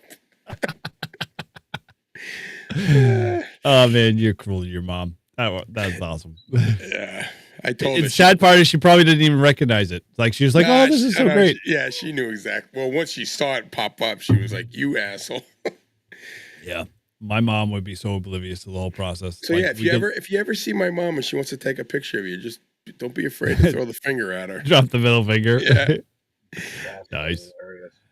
Very Well, cool. Well, my nephew, he's now what, like 20, 21? He's actually 21, but when he was a baby, he was sleeping like this, like with his finger. So my brother takes a picture of it and he puts it on an ornament and gives it to You her. know what's worse is like my son, like we go to the beach. He's like probably he's 21, 22. And we go out with the whole entire family on my wife's side. And we go to Hampton Beach. And he falls asleep in the chair that he's in. And you know what the family does? Is they all gather around him and they all take a picture with him, like pointing at him and making fun of him. And that's not the worst part. Is what they do is they take that photo and they put it on a t-shirt, they put it on a coffee cup, they put it on like, a mug, and they basically give it to him for Christmas. So this Christmas, I have coffee cups in my cabinet with my son like drooling on the side of the chair because he was hungover for the night before. And nobody drew dicks on his face. No, nobody went that far, but I'm like, that's next year. They're gonna amp it up every year. I guarantee it. Yeah, missed opportunity to draw dicks on his face. I have to agree, but I can't do it as his dad because I'd feel really Yes. bad. No, you absolutely Oh, can really? as his dad. I would feel bad because in essence he'd be like, at least he could blame the relatives. Then I wouldn't be off. I'd be off the hook. But it'd have to be a stretch for sure. He'd have to piss me off for me to want to do that. Listen, all right. So my daughter watches some of our live streams and stuff. She's Sorry to hear 22. that. Yep. Okay. But I'm just saying, like, if she ever passed out at a party, You would be that. I would 100% draw dicks on her face. Like, sorry, kid, I love you, but As Mike somebody's says- gonna teach you. Not Yep, the- you're done. As Mike says, if you were a real true hammer operator, you'd be drawing ATASs on her face. The Yeah. dongs. The Ed Dong. Ed Dong right on her cheek. Oh man. Hey, this might be a live free and ham first. Mm-hmm. Hold on. Ready? Are you gonna Yeah. fart? Nope. Is that a parrot? Yep. You teach her how to say live free and ham? I'm trying. That's Cody, and she's just Fuck you! and happy. Fuck you! Yeah. You know what's worse is my son's name is Cody. Oh, it was an I. Wow. And that's not gonna live. He's not gonna live that one down. Mm. Mike, what would compel you to buy a parrot? This was given to us. Oh. We have a zoo, and when we lived in Maryland many moons ago, we had two birds. One bird has passed, but this is Cody. She's an African gray. We don't know how old she is, but she's really smart. Yeah, they say She they're doesn't like talk. they're one of the smartest animals in the world. Oh, African And gray. don't No. they live like 200 They- fucking years or some shit? They are no, the they don't live that long. They're the smart ass animals. They're not the smartest. yeah. We forgot ass. You have to put ass in there because they are. Yeah, she is she doesn't swear, but she picks up on uh vocal, like she'll repeat me verbatim, and it sounds like me. When my wife coughs, she'll cough, and she sounds just like my wife. She'll say my name. She'll be like Michael, just like the wife says it, and I'm like, good God. But she's an awesome bird. And we have her in a little travel cage. We brought her here from Massachusetts because we couldn't leave her by herself. So we brought her. Huh. Yeah. Wow. Dude, I gave you credit. Like, we bought 2 chinchillas for the kids, and I wanted to fucking kill them. Like, those damn things Kids or were the chinchillas? so... The chinchillas, not the kids. The chinchillas would freaking eat through everything under the sun, and I was like, I'm going to kill these little fuzzy things. And I spent $200 on a nice little like cage for you. Sorry, you're going to be evicted. So we found a nice little home, and I gave them away for free because they're not coming back. Yeah, they're as cute and fuzzy as they are. They're horrible. Dirty. They're dusty because you have to have them in the ash so they can Yep. clean themselves. And it's like, Yep. this is retarded. Nope, sorry. Yeah, and they like literally, I have extension cords that have been eaten through. I'm like, dude, they were hanging up in the closet. How the hell did you get to them? So yeah, it's insane. That would be amazing. Is if you teach the bird CW.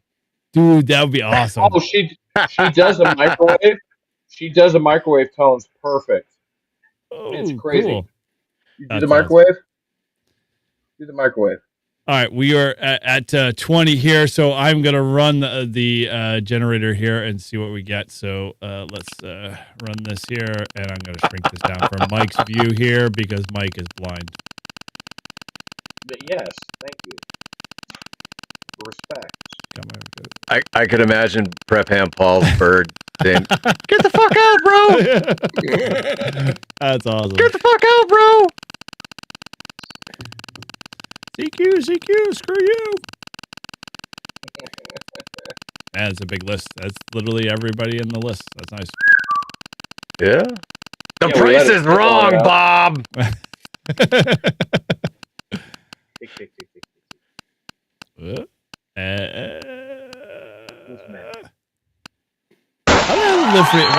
we go. Hey! Hey, Mike, I know you got a 56-1. Do you want to pay it forward, or you let us know because you already have one? Let us know in the chat there, my friend. He's gonna give it away. I was on gonna his say- channel.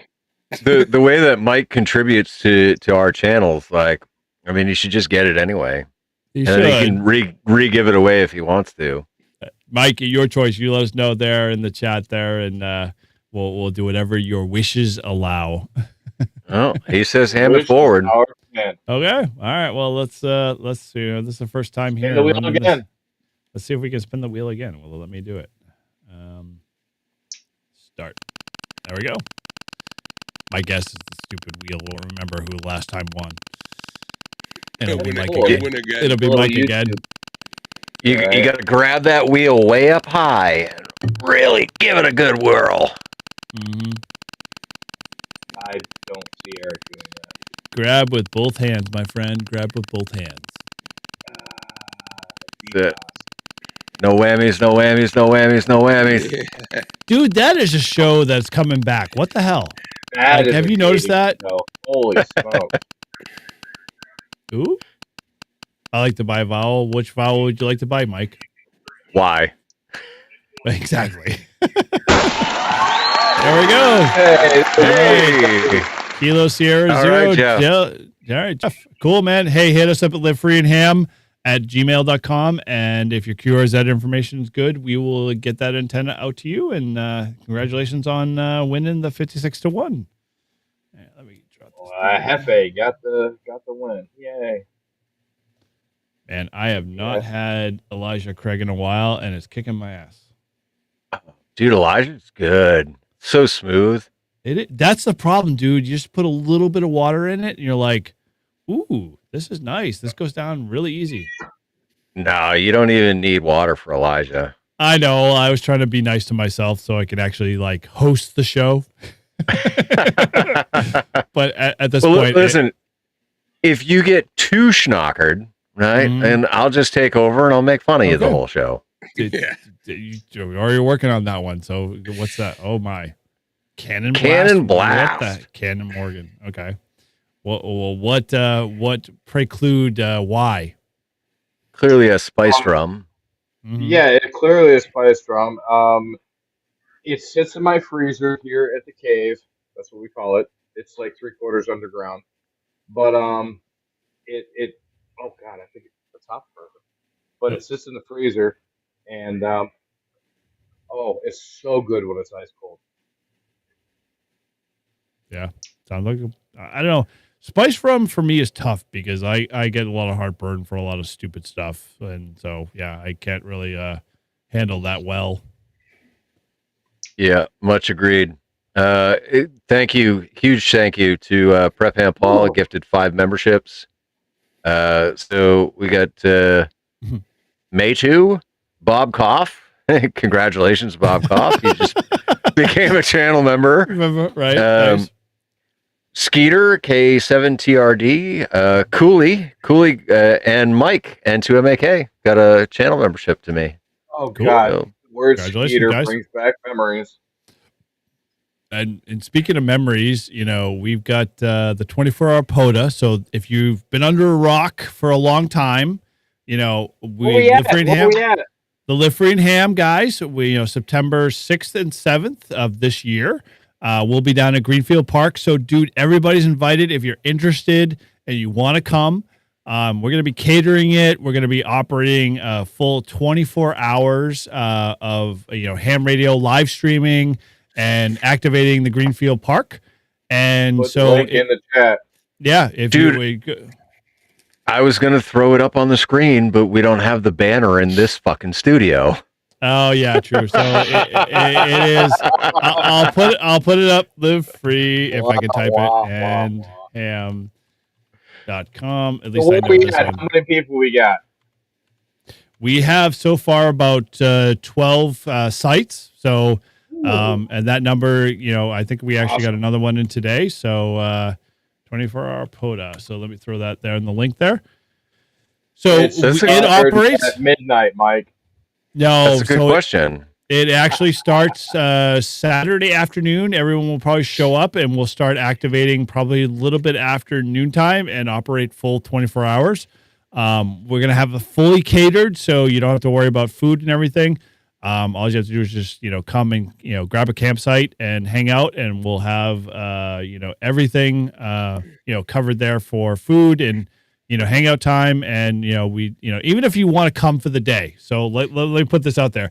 If you just want to come hang out for the day, in your New England area or even the Northeast area, and you want to drive a little bit, come on up. We'd love to have you operate. We'd love to have you activate the park. And we're going to do it as Whiskey One, Live Free and Ham. And, we're just going to, have fun for full 24 hours. I know people, it's already been done. I'm not worried about that. I mean, this is just a camp out. hangout session. So if you want to come hang out with everybody at Live Free and Ham, it's going to be an awesome time. We're going to be at Greenfield Park, State Park, and it's going to be a blast. So that's 6th and 7th of September coming up soon. So head over to that link that's in the chat there. And if you're interested and you want to be part of that, let me know. And then that way I can get you in the loop and send you all the details and costs for park and food and everything else like that. Awesome. Separate catering cast for us, please. Yeah. Yeah. You coming, Mike, right? Oh, yeah, I'll be there. Sweet. Oh, I already got it on the schedule. I'll be there bright and early Saturday morning with bells on to help set up. Always good. Always good. Oh, all right.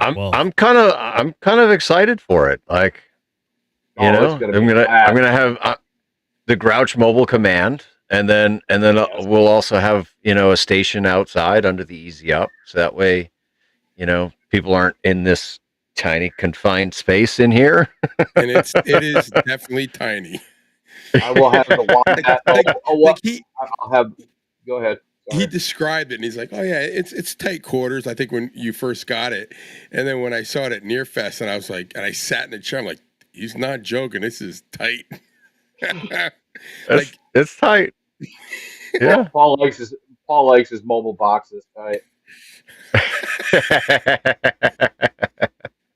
Yeah, then I walked in and I was like, "Yep, this is definitely a camper from Indiana." One of the things that I would like to do though is I'd like to put a bulkhead connector through the wall so that I can just connect, plug right into the SO239. Like that would be like a really nice upgrade. That would be what they call the bee's knees, sir.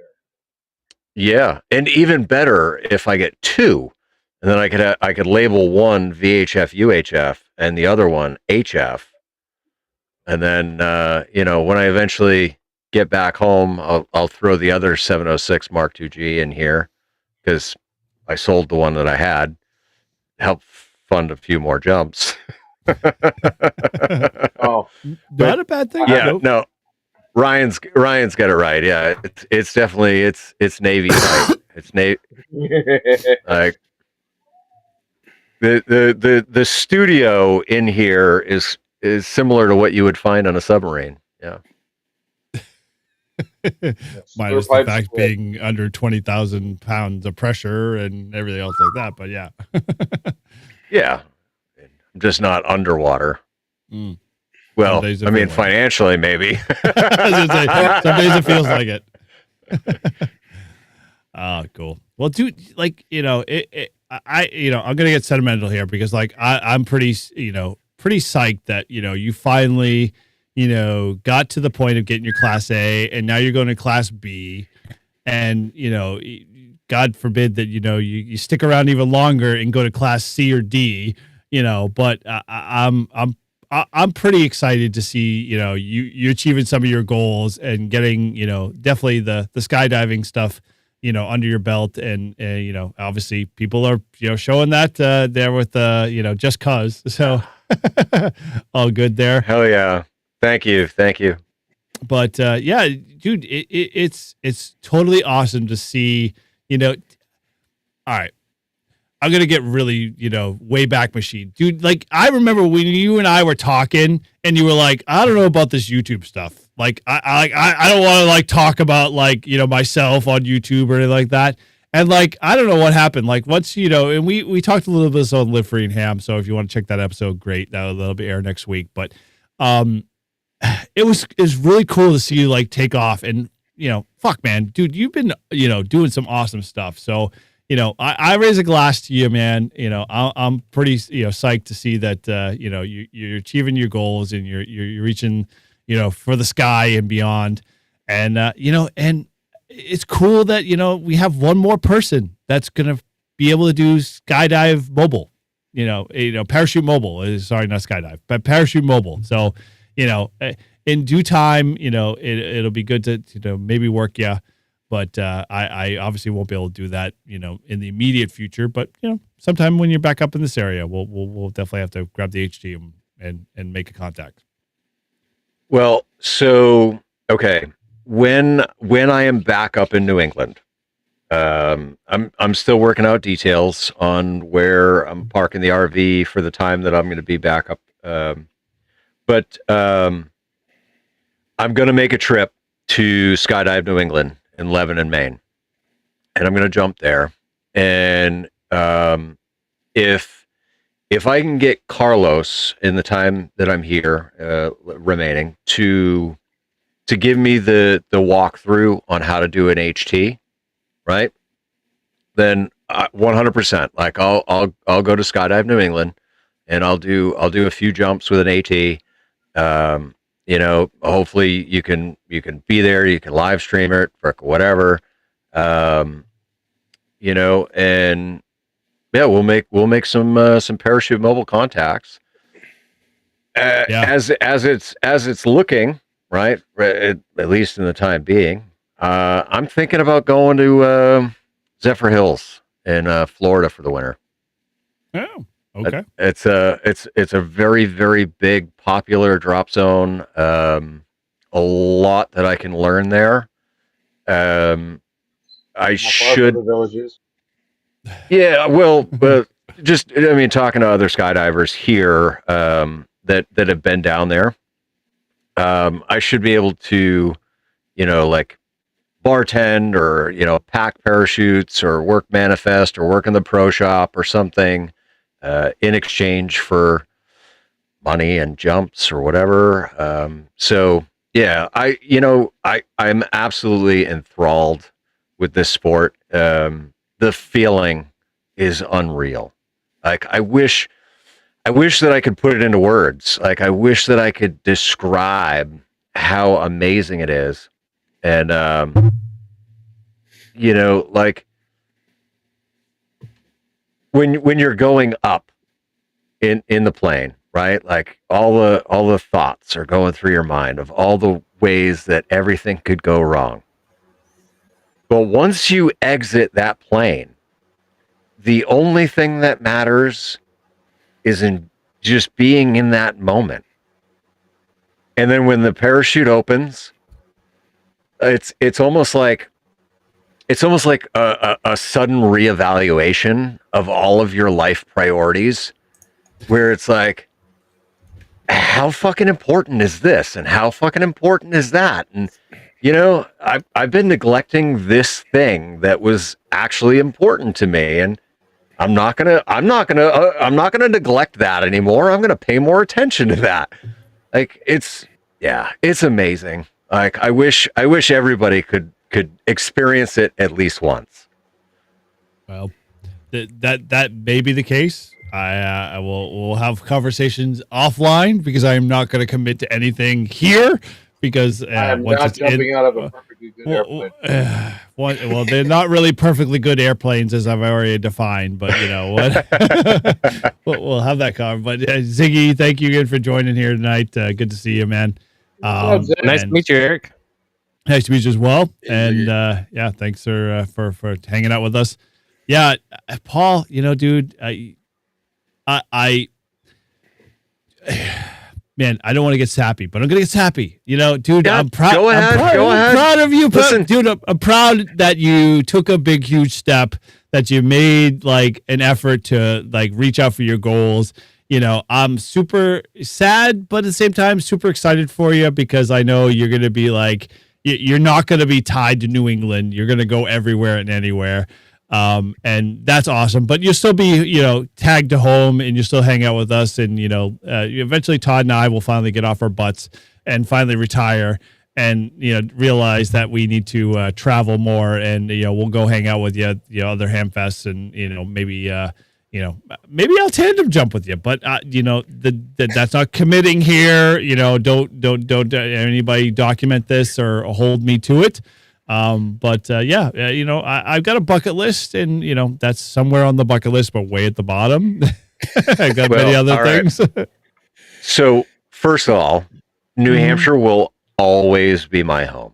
I And so I learned that when I was in the service, right? Like you travel, you live here, you live there.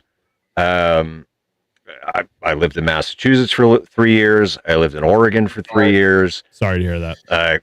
Yeah, tell me about it. Both those states are fucking awful. New Hampshire is always going to be home. So no matter where I roam, New Hampshire will always be home. But that's a song. Do it. Make the AI song. Fucking A. Yeah, I got to write it down. No matter where I roam, New Hampshire will always be home. We're just creating lyrics right now as we speak. Yeah, well, and so this is how my songs come to be. Is I write the lyrics, right? I write the lyrics, and then I go, all right, now fucking make it into something that sounds good. So sidebar here, real quick. You sent me a couple of you were like, dude, like this is your thing, and so I added them to my playlist, and I was driving around in the car over the weekend, and those came up in the playlist. And my wife was listening, and she was like, "Who is this singer? This is a really good singer." I'm like, "That's Paul. That's his AI song." And she's like, "What?" I'm like, "Yeah, Paul likes to do AI songs. He's really good at it. I have to say, so listen to the lyrics. It's interesting." And so she's like, "Oh, Mom." No, you should have said, "It's me, honey. I'm the one that's singing." No. She would know I would be lying through my teeth. So yeah, I had to be honest. Didn't we start that rumor that you sang all the music? Yeah, don't start that now, please. Not worth it. In the eyes of the stranger. Anyway, go on. Continue, Paul. In the army today. Well, so all right, listen. If you're not going to be ready to do a tandem anytime soon, after I get my D license, which is a 500 jump minimum. Do it. Okay. I can then do the tandem instructor program, and I could become a tandem instructor, and then I could take you tandem. Do it. And let me tell you, the 5th attachment point, you might get poked. But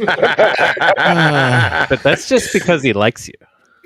Listen, just Eric, just put your head back and lean on my shoulder, and we're just gonna fly. Erecting that big, hard, stiff black mast. Erecting that big, hard, stiff black mast. Erecting that big. I had to break up the tension there. It was a little too much. I'm on stream with the children here. Dude. This is not a kid's show.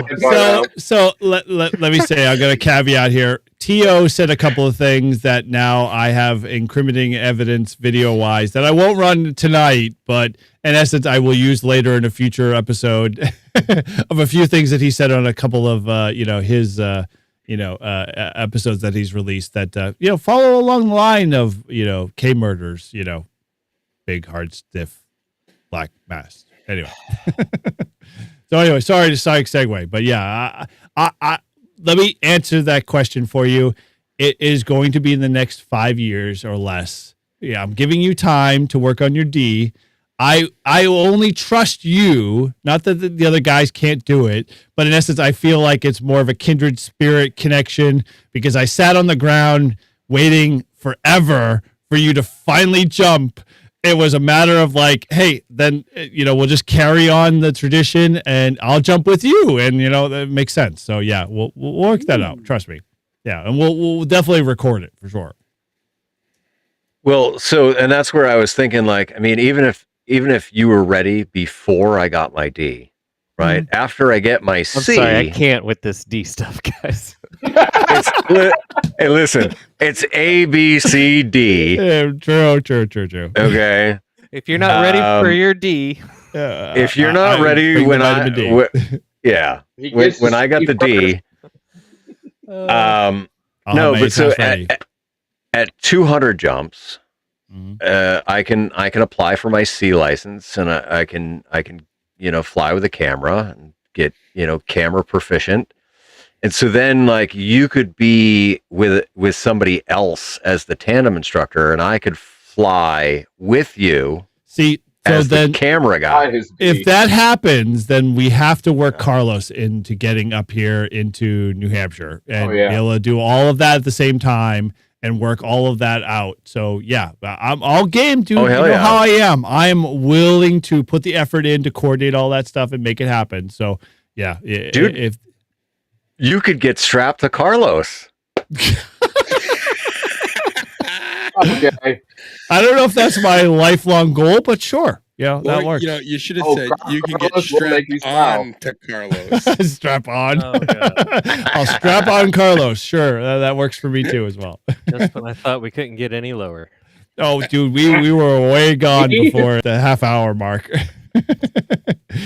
You know, Live Free and Ham, we're only at 500 subscribers, so we have a way higher ceiling to achieve. So, Oh yeah, for a group of fellas like this, yeah, I would expect you to break 1,000 by the end of the month. well, hey, I appreciate the high aspirations. Well, that way when you fail, I can get down. You can bring it to our attention. Yeah, Yes. I get to break you down like a real man.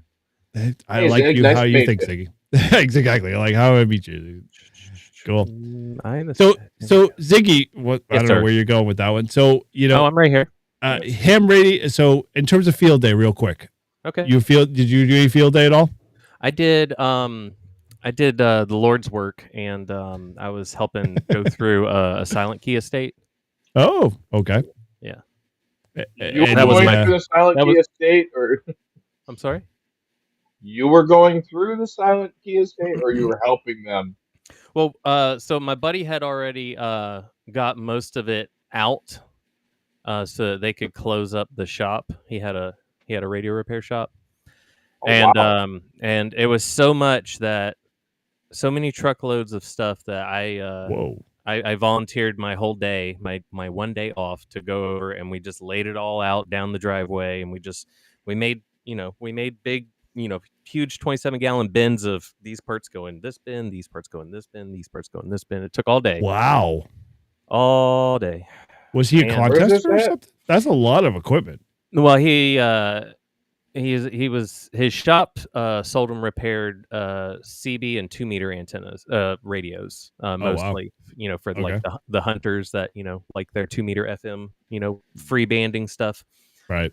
And but he was actually a ham, but he just actually made money at CB repair, so that's what paid the bills. That's what he stuck with. Wow. And Nice. he was a super nice guy, from what I hear. I never met him, and judging by all the equipment that he had, he never ripped anybody off, because everything he has is, he only kept one aesthetic quality rating of product, and that was all just top tier, everything that you could possibly buy, even down to all the coax jumpers was all like brand name stuff. Wow. Oh, wow. I got that- probably, I don't know, 50, maybe 60 2-meter NMO antennas, for roof mount. Yep. And they were the tram special, I call them, because they actually come to you at 137 megahertz, so you get to trim it up wherever you want to go. Mhm. And then I got about 70 of the 5/8 wave 2-meter antennas, which I think was a massive Nice. score. Wow. Let's see, what did I get? All kinds of. I got so much NMO stuff because the guy that bought all this stuff, he's not interested in doing like car installs or anything like that. He's just specifically into radios and radio repair. Oh, and then the about, I don't know, 2,000 radios that we hauled out of that place. What? Wow. Wow. 2,000? Easily Holy 2,000, crap. if not 3. Yeah, my guess was. I'm around 2. hearing Hamfest fodder. Yeah, no, we've already got our first truckload packed up for the next little ham swap. So fortunately, Well- he gets to do all that painstaking. Yep. So like you guys so this is my frustration. Like I haven't crossed over into that world where like you get estate sales and you start becoming a collector of certain models and types, and then you sell them and trade them. I'm you know, looking and- at my Japanese Daiwa tuner as he's talking about this. It's so Mike, you're probably in the same boat. Like I just can't, like, I have the philosophy in my life where like if I don't use it after a year, I gotta find a home for it. Like I can't keep I it. am that way. Yeah. Okay. So Oh yeah. Ziggy, you kind of like that way, or do you more of like a collector of certain types and models, and you hold on to that stuff forever, or like look for the best deal? Like what's your thinking around that? Like it's just weird, like a weird thing for me. Like I can't quite get my head around it. I'm so fortunate to have so many nice people within this realm in my life that I keep such good close contact with. All the people that I know, especially Grouch. I probably say something to him at least once a day. We all do, but anyway. I share all my Or at least something about me. definitely talk shit about it. Son of a bitch. I pretty much share all my scores and treasures with all my friends, and if any one of them ever says anything that like exceeds my level of enthusiasm about it, watch out because I'm printing a label. Yeah, Yeah. I just give. I don't sell anything. I give Okay. my stuff away. I don't. Within this community, I've been given so much that That's like awesome. selling stuff that I got for free, I could never do it. Can't do it. I just sent Chris Bricker a tuner just because he liked it, and boom. I got a thermal laser printer now, so shipping stuff off is almost like a sin. It's like Nice. Well, it's I get it because I actually grew up with a lot of hams like yourself. Like they would literally like have a collection of stuff, but they were collecting it for the purposes of finding a home for it, and the nature of it. And Mike, you probably sound like the similar, same basis. You kind of like that. Oh yeah. Yeah. Oh yeah. I'm the same way as Zig. I don't hold on to things for more than a year when it comes to radio stuff. I'm always constantly swapping or trading. I like the barter table better than the pay table. Yeah. Seriously. yeah. That way, both whenever- parties win. Both parties win Right. on a barter, right? Yeah, and when hams come over to my house and they need an antenna or something, coax antenna or whatever, I'm like, here, dude, take it, go. Mhm. Yeah. Pass it on to the next person. So, dude, that is, I think, the essence of really what ham radio should be about. If it isn't already, like, you guys are perfect examples of that. But I think, like, when you go to Ham Fest, a lot of times it's always about the best deal or what you can get for whatever you sell. And there's definitely that audience. But like, I find like every once in a while you find like folks like yourself, like, hey, dude, like I want you to be successful at ham radio. So take this, just go with it and run with it and, see what you can do with it. And, I think that's like the best example of how ham radio operators should be. Like, no matter what level you're at, whether you're brand new or you've been in it 30 years, like you shouldn't hold on to stuff just to hold on to it. Like, like it's great that like, oh, you have the twin pair of Hammerlands, but like, dude, what are they actually doing anything? Like, are they in the hands of somebody who could operate something? There was a giveaway, and when everybody found out that I was giving away one of my very unique antenna creations, I can't remember how many hundreds of people signed up for it, but Wow. I learned a lesson immediately because I saw the call sign, and it was a 1x2 call sign, and I was like, no, that wasn't for you. You know what I mean? Right. Yeah. Should be a 2x3 No. minimum. It should have gone to a tech or a general. That's all I'm Yep. saying. Yeah. Yeah. And so I learned a hard lesson that we're in the extra class because we're supposed to be doing the top down of the hobby. You know what I mean? Mhm. Not the grab all and everything. Grouch isn't going to send me anything but some more Grouch stickers. I don't need anything from him. But that was the first. I got time a tuner for you. You got a tuner? Tuna? Yeah, I'll take a tuna. it He knows I'm into it's tunas. the Don't talk about tunas. I get hot. yeah, it's the Versa 2. But I smoked the toroid Broken? on Even better. the balance connection. Oh, even better. I'm in love. All right, so it's the Versa 2. Yep. And Who I makes that? think Is that I think motherfucking junk. I picked it up for like $10. Wait a minute. Is that the It's 949? It's the Versa 2. I don't know. It's the MFJ Versa 2. That tuner, I'm actually an expert at because I've already gone through and fixed one of those for somebody. So I know just about everything there is about that tuner. So it is not broken It's- for much longer. No, it's a great tuner. but I've got it with me. I have zero need for it because at home in my shed, I've got a Heathkit full legal limit manual tuner, and I've got I think a 10 Tech tuner. I've got a whole bunch of 10 Tech stuff. I got so much shit. I just got to get rid of it all because. So this is how pros do it, right? Watch this. Grouch, send me the weight and the box dimensions. I'll send you a ticket. So more likely, just like meet me at Huntsville. Then here's my I can't go to offer. Okay, then here's my counter offer. Okay, then here's my counter offer. Okay, then here's the hell? How my many times do we counter have to see offer. this? Okay, then here's there we go. Get rid of the damn thing. I'm so slow right. now. This Elijah Craig's kicking my ass. Sorry. Here's my counter offer. Just meet me at Huntsville, and I'll give it to you. Yeah. No, not gonna happen. Wow. Yes, it is. No. Because we already figured it out, and you don't have to go through fucking Georgia. Why can't you go through Georgia? No, I was just making up an excuse. I'm He's got raising a warrant- family and I he's work got a warrant full time for his job. And arrest. Just I've got joking. a couple acres of property I have to keep up with around here, and I got a tower to put up. I got 15 panels to put up, and I got You in Florida? and I got a mini split I got to install all before the 14th. So I'm just a busy guy, man. This is just my speed all the time. Well, speaking about being busy, I gotta go, guys. I gotta take my kid fishing to the seacoast. I gotta leave at 6 a.m, which means I gotta get up at 5, and I'm still recovering from my flight trip. So Paul's like, what the hell's wrong with you, man? Come on. You was at the airport till 3 a.m. I'm like, And you were on a plane. You had plenty of time to fucking sleep. You just didn't do it.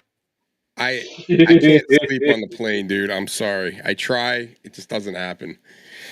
So anyway, I'm gonna say 73. 75s. Good to 7. You're a huge embarrassing. you guys suck. 77, Todd. Good to see. I- Actually, go ahead, Todd. No, you can go ahead. No, I was just to say, dude, it's good to see you. Thank you. And I was just going to say, we got the last giveaway. So, with Todd's exit, we'll do the giveaway. Bye, Todd. All right, see you guys. Good to meet you, Bye, Todd. See ya. Felicia. Bye. We're going All back to right. a 4-pack, fellas. I might have to go get some 4-pack. beer. It's always a Hey, good this is thing. a- All right, so let's baby. do the last giveaway here. So the last giveaway is for Paul. If you want to throw the link into the store front, my gosh, freaking this is... Anyway, yeah. So yeah, this is gonna be a big train wreck. I guarantee Ooh. it. Chris gave him the 72. Ooh, that's a tough one. That's do you, Durka, I durka. don't think 72s is a nice one. No, the last time I checked. Okay, so let's go to the last giveaway here. So we are gonna do, Paul, you got or anybody got a quick they want to throw in the private chat there for another keyword since I can't think of one. Oh, come on. Oh, I got you. Okay, Diggy, what you got? Let's see. So this last one is for anything in the Live Free and Ham shop. So if you head over to livefreeandham.com, I am actually wearing the Your Ham Radio Showing t-shirt. We've got RF Around and Find Out. We got a bunch of other different shirts. We got Grouch's, jump shirt, and a bunch of other great stuff in there. So, you can pick whatever you want, including a sweatshirt. I'm perfectly fine with the sweatshirt. So you got to give away their code here. Let me go private chat. There you go. There's a That'll works. Yeah, You like that I one? think so. Yeah. Hey, at this point, I'm Hey, I had a boat named that. scraping the bottom of the barrel here, so this works. All right. So the keyword for tonight and the last giveaway here is, you're gonna love this. There we Oh, go. and Eric, so Jeff won a Reliance antenna, right? Yeah, I got him. Yep. Yeah. Okay. Yep. I just wanted to make sure that I told him he won the right thing. Yeah, he did. Yep. Okay. All right. So next keyword is £. Yes. Or your mom, capital U, capital Y. My gosh, freaking A. I'm done. Capital F. Eric, I my sent you a gosh. private message. It must have not made it to you in time. Did it not? Oh. Oh, I see. Okay. That one would have worked too. Your mom works too as well. So let's, for the last night, I am pretty much. The boat. Your mom works too. Damn you, Elijah Craig. Anyway. I knew something was involved. Okay. Yeah, it is for sure. Hey, cheers to Elijah and Glenfiddich. Dude, look Yeah. at Well, I have guess, not- I guess Captain too. I have not had Elijah Craig in a while, and so my gosh, it is it's running me for a loop. I guess I should start to build up the stamina for our 24-hour POTA because I'm gonna probably be having a lot of it. There's not going to be any POTA going on. No, that's for sure. POTA-ing. Anyone who is sober after 6 p.m. on the 24-hour POTA, Wow. like kudos to you. I know. That's right? all I got to say. Or you're either doing something wrong, or you just showed up. One of the two.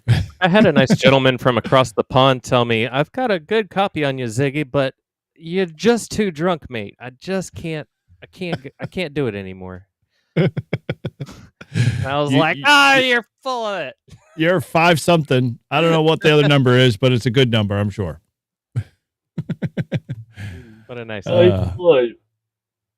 All right. So again, those that are just maybe joining tonight, the last giveaway is for anything in the in the Live Free and Ham store. My gosh, this is just bad. Help me, Paul. Eric, have another one. Dude, take Have another one. Take control. Take control, my friend. Take control. I ran out of water. We have LBAs. We have lots and lots of LBAs. That we do. All right. Black So Lives let me just tell you, okay, because we've got a lot of great stuff in the store. All right, fellas, we've got a lot of great stuff in the store. It's a great store. It's a very big store. It's got a lot of great stuff. And you can even get a hoodie if you'd like. All right? Even a hoodie if you'd like. It's huge. It's huge. As big as you'd like. You can do it. Okay? As Paul says huge. We have the best hoodies. The best hoodies. Nobody makes a better hoodie. Anyway, all right. Well, we'll let that keep rolling through there. So, yeah, dude. So, do you do a lot of these like estate sales, or like is this just a hobby for you, Ziggy? Well, yeah, I do a lot because my primary thing in the hobby is antenna towers. I'm a climber, and more specifically, I'm a disassembler. So when they're done that, when a ham dies and it's time for the tower to go, or towers, I usually take it down for free, and like the best, in return, I could possibly hope for is scrap aluminum or something like that. But 9 times out of 10, I usually get the whole damn tower. So I have I have a lot of tower pieces, and then anything else that the CB side, if it's a CB ham, all the CB stuff goes to the CB guys, and all the ham stuff in the ham shack usually comes my way, and then I find it new homes. So it's not, I don't do it to make money. It's not a money thing. It's more like a product. Yeah, you're kind of a distributor, right? Yeah, distributor, right? Yeah, just making sure it doesn't wind up in the trash. And, I can find stuff for people. So, I thought you had this cool filter going on, Grouch. It's just the cigarette smoke in front of the camera there going across your. I thought you had like some kind of like water effect, like lighting going on. I was like, oh, that's nice. Oh no, it's your Marlboro. No, I do have snow. Can't talk about here. That. I can make it snow. Look, you have actual snow. Is that with OBS? How are you doing that? Last night. Was that with OBS? OBS? Okay. Yeah. Man, I don't see any snow. Eric, I've got nothing but answers and very little to like. I'll tell you anything you want to know about how all this works, man. It's very cut and dry. I just got So- called 2 days ago. There's an 80-year-old, and he said my wife won't let me climb the tower anymore. And Wow. An And- 80? yeah, Holy and crap. and after I got off the phone with him, and I gave him like a ridiculous price to take, because he wants his antenna taken down. He got a Step-IR 3-bander that's broken. No. I correct you. It's Step-IR. It's Stepper. Well, It's not Step-IR. Stepper? It's Stepper. It's broken. Oh, is it? What it is. It's broken. Got it. How broken is broken? Well, anyway, I don't know. He says it's not working. He can't adjust it, and it's 10 years old, so time to come down. Ooh.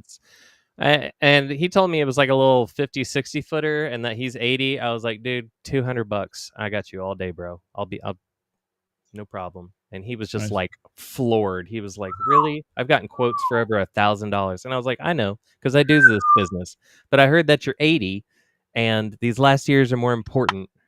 Sure. You know what I mean? Right. And he's not on the air right now. So this is when you're supposed to be a ham and find a little spot in your life to go help an 80-year-old get back on the air. While you're up there, put an end-fed half wave up for him so we can get back on the air. I don't know, man. So, Mike, you say that, but like I find a lot of like the 80-year-olds, like even in our club, Nope. they aren't active hams. Like they are not interested in getting on the air. Also, too, I am. I don't know if you know this about me, Michael, but I've unlocked a special secret about InFeds within the impedance tuning aspect ratio of it, aside from the feed line. And I went over it a few times. I'd be glad to share it with you. Anyway, I make very specialized InFed half waves for people, and I charge an outrageous amount of money, and I have every right to do so because nobody else can do what I do with them. You talking about the random ant? No, not even the random mint. No, I'm talking about the fat bottom girl. Oh, okay. Yeah. That's a nice. I like name. fat bottom girls. Mm-hmm. Yeah, I do. Just as much as this fat bottom women, Windows women. I have a fundamental 80 InFed half wave, and I figured out how to get it under 1.5 across every band, including the work bands, including all of 75 and 80 meters, all under 2-to-1. Wow. Super cool. And Good. it's not like crackpot theory. Like I found a document that's about, I don't know, 60 plus years old. I found a document that's 60 plus years old that proves that what I'm doing with it is factual. And it has everything to do with the feed line, not the transformer and not the actual radiating element. So, yeah. I'm actually using the feed line as an in and out when necessary radiating element, which most people shun upon. But if as long as you're not a ground earther, you're okay. So A flat earther? no, a ground earther. I am not a ground earther. Sorry guys. I don't believe in that dumping my RF into the soil like you guys do. Oh, there's not an antenna in my house that's grounded. Do you know why? Because lightning is attracted to things that go to ground. Isn't that such a funny concept, right? It's like, Well, we don't really have an answer, right? It's more like a travesty, like a random travesty. When somebody gets hit with lightning, it really kind of almost doesn't matter. It's really a game of chance in the first place. And I agree. If you give lightning a very low impedance path to ground, it's probably going to like it. Yeah, but the thing is like, dude, nobody is running a fucking, a ground stake and running a ground for a POTA activation. You want to bet? Right? Yep. All right. Well, I've seen it firsthand.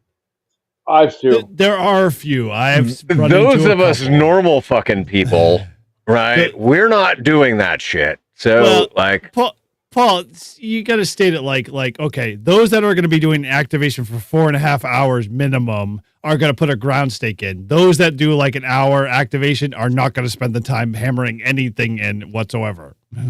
Dude, even a 4-hour activation, ain't nobody got time for that. There are some guys that do that. Like I bumped into one and he was there for the third hour. And I'm like, dude, you done? He's like, no, I'm going to keep going. I'm like, why? Like, I get it. But at the same time, How much does the noise floor go down by driving a ground rod in? Probably minuscule. It's measurable. But what? Measurable, but 1 dB? But hold on, 3 dB maybe? we live in a Like- yin yang. We live in a yin yang world, right? There's what's the saying? Don't get this without that, right? I think I made that saying up. So Okay. there's always got to be an exchange, right? So we've lowered the noise floor, which is a positive for us. So there has to be a negative. What's the negative? loss of power. Higher Q. Loss of The, power. the negative is no cell service because you're in the middle of fucking nowhere. Oh, See, they've been drinking too much. No, am I not following? do tell, Ziggy. Do tell. Don't leave us in Come on, suspense. Ziggy. I gave you the answer. Oh, wait a minute. I thought I just told you guys the answer. I thought I was waiting on Grouch to catch up. I lost everybody here? Okay. Wow. So, Oh, yeah. all right. I like So to say when this you drive a ground stake, you've effectively put half of your antenna into a low impedance, earth. That, depending on how, can I cuss on here? I'm having a real Yeah, hard fine. Yes. We're way beyond that. Yeah, go ahead. Fuck, motherfuck, fucking shit. Smoking weed. Are we live the too, box? or is this Yeah, a we- private we- chat? 15 bucks, little man. Put that shit in my hand. My hand. That money doesn't show that you owe me. Owe me. Oh. Ziggy, Jungle continue. love. Otherwise, he's going to Yo, start Yo, singing. yo. Oh. So yeah, so the benefit, the positive would be that, okay, great, we've lowered the noise floor. The negative is going to be that, well, in doing so, that you've effectively put half your antenna into the earth. That's why it's quieter. Yep. Way to ruin. That's why I don't the vibe. ground. That's why I don't ground a thing. Also, too, my partners. I've been having a hard time lately making videos, and it's really just a time availability thing for me. And also, too, I came into this as Ziggy, and then I was like, hey guys, nobody uses TV coax? Oh, it's just me. Oh, so I took that concept and ran with it, and then I tried to teach people how you can do it. And this is a funny thing about humans is that you can give them perfect data, right? If they still don't think that it's possible, they won't believe it. And you can this is this is just something very specific to humans, and it's why some people have such hard conviction about bullshit. But I took that and ran with it for a while, and then realized that there's a lot of guys out there making really great quality content. I've got a family to raise, so I'll just be here if you need me, kind of thing, and I'll keep doing what I'm good at, and that's making transformers and super high efficiency chokes. What do you know about it? Nothing. The most recent choke that I made for a guy right at the band of interest for 20 meters had almost negative 60 dBm of attenuation. That was a pretty nice one, and also it handles about 3,000 to 4,000 watts, no problem. Oh, that's all? Yeah, and it'll handle more. I think it'll do 10K without a problem, actually. All right. Dude, I would love to see an amplifier putting out 10K. When you in Florida? Well, all right. So Well, if let's I go down to Z Hills for the winter. Yeah, we can light up some street lamps. just a street lamp. Yeah, some. Street All right. lamps. Sorry, Eric. Go ahead. All Go right. ahead. Have you seen my wiener? Anyway, so let's let's shift gears here. Like, we got one last giveaway, so I'm gonna finally run that here. So I'm sure there's a bunch of people waiting. We got pretty much about 12 already in the giveaway, 16 total in the chat. So let's go ahead and run this real quick here. I'm gonna shrink you guys down. Here. Spin that wheel. wheel. Oh, fish. All right. Come on. Click. Let's go. All right. Oh, sorry. There we go. It's like doom scrolling, right? Close, man. I feel like I'm on Instagram all day. Come on. Oh shit! I wanted to see that one. Oh damn it! I closed it. I'll never see it ever. Too late for again. you. Man, that's a big list. Anyway. All right. Well, continue your technical talk here. That'll kind of bore the rest of our audience while they're waiting for the wheel of fish to slow down here. Yeah. So, Oh, Chris Radio Life says that the Unknown that you made rocked. well, I'm glad. You liked it. All right. Cool. Well, Rabbit Ham, you are a lucky winner of anything in the Live Free and Ham store. So if you head on over to livefreeandham.com/shop, feel free to browse the storefront there. And once you figure out what you want and size, send an email to livefreeandham@gmail.com, and we'll make sure that we ship that on out to you. So cool. Congratulations. Congrats. Thank you. Yeah, don't send it via WinLink because it'll take me a week to fucking get it. Yeah, exactly. Also, too, what I really hate about our hobby and people that start making transformers with toroidal cores of ferrite or nickel zinc or whatever they choose. I'm really disappointed in the core choice selected by most people, because I never see anybody experimenting with 61 mix cores for higher frequencies, saying 20 meters to 6 meters, because that's the core you use for that area of our playground. The 43 seems to be everybody's go-to, and it's not ideal. Where does it roll off at? I think it's 10 megahertz is where it starts rolling off at. Yeah. So, Ziggy, what's your background in? Chevrolets and I should have asked. Okay, what's your professional career in? I'm a mechanic. Okay. More specifically, I'm an electronics technician, and I've got a little okay. I've got a little reputation in the town that I work in, St. Augustine, where Bozard Ford will actually send me vehicles. Oh, Yeah. okay. Dude, Yeah. St. Augustine is one hell of a fucking cool town. No, I moved away.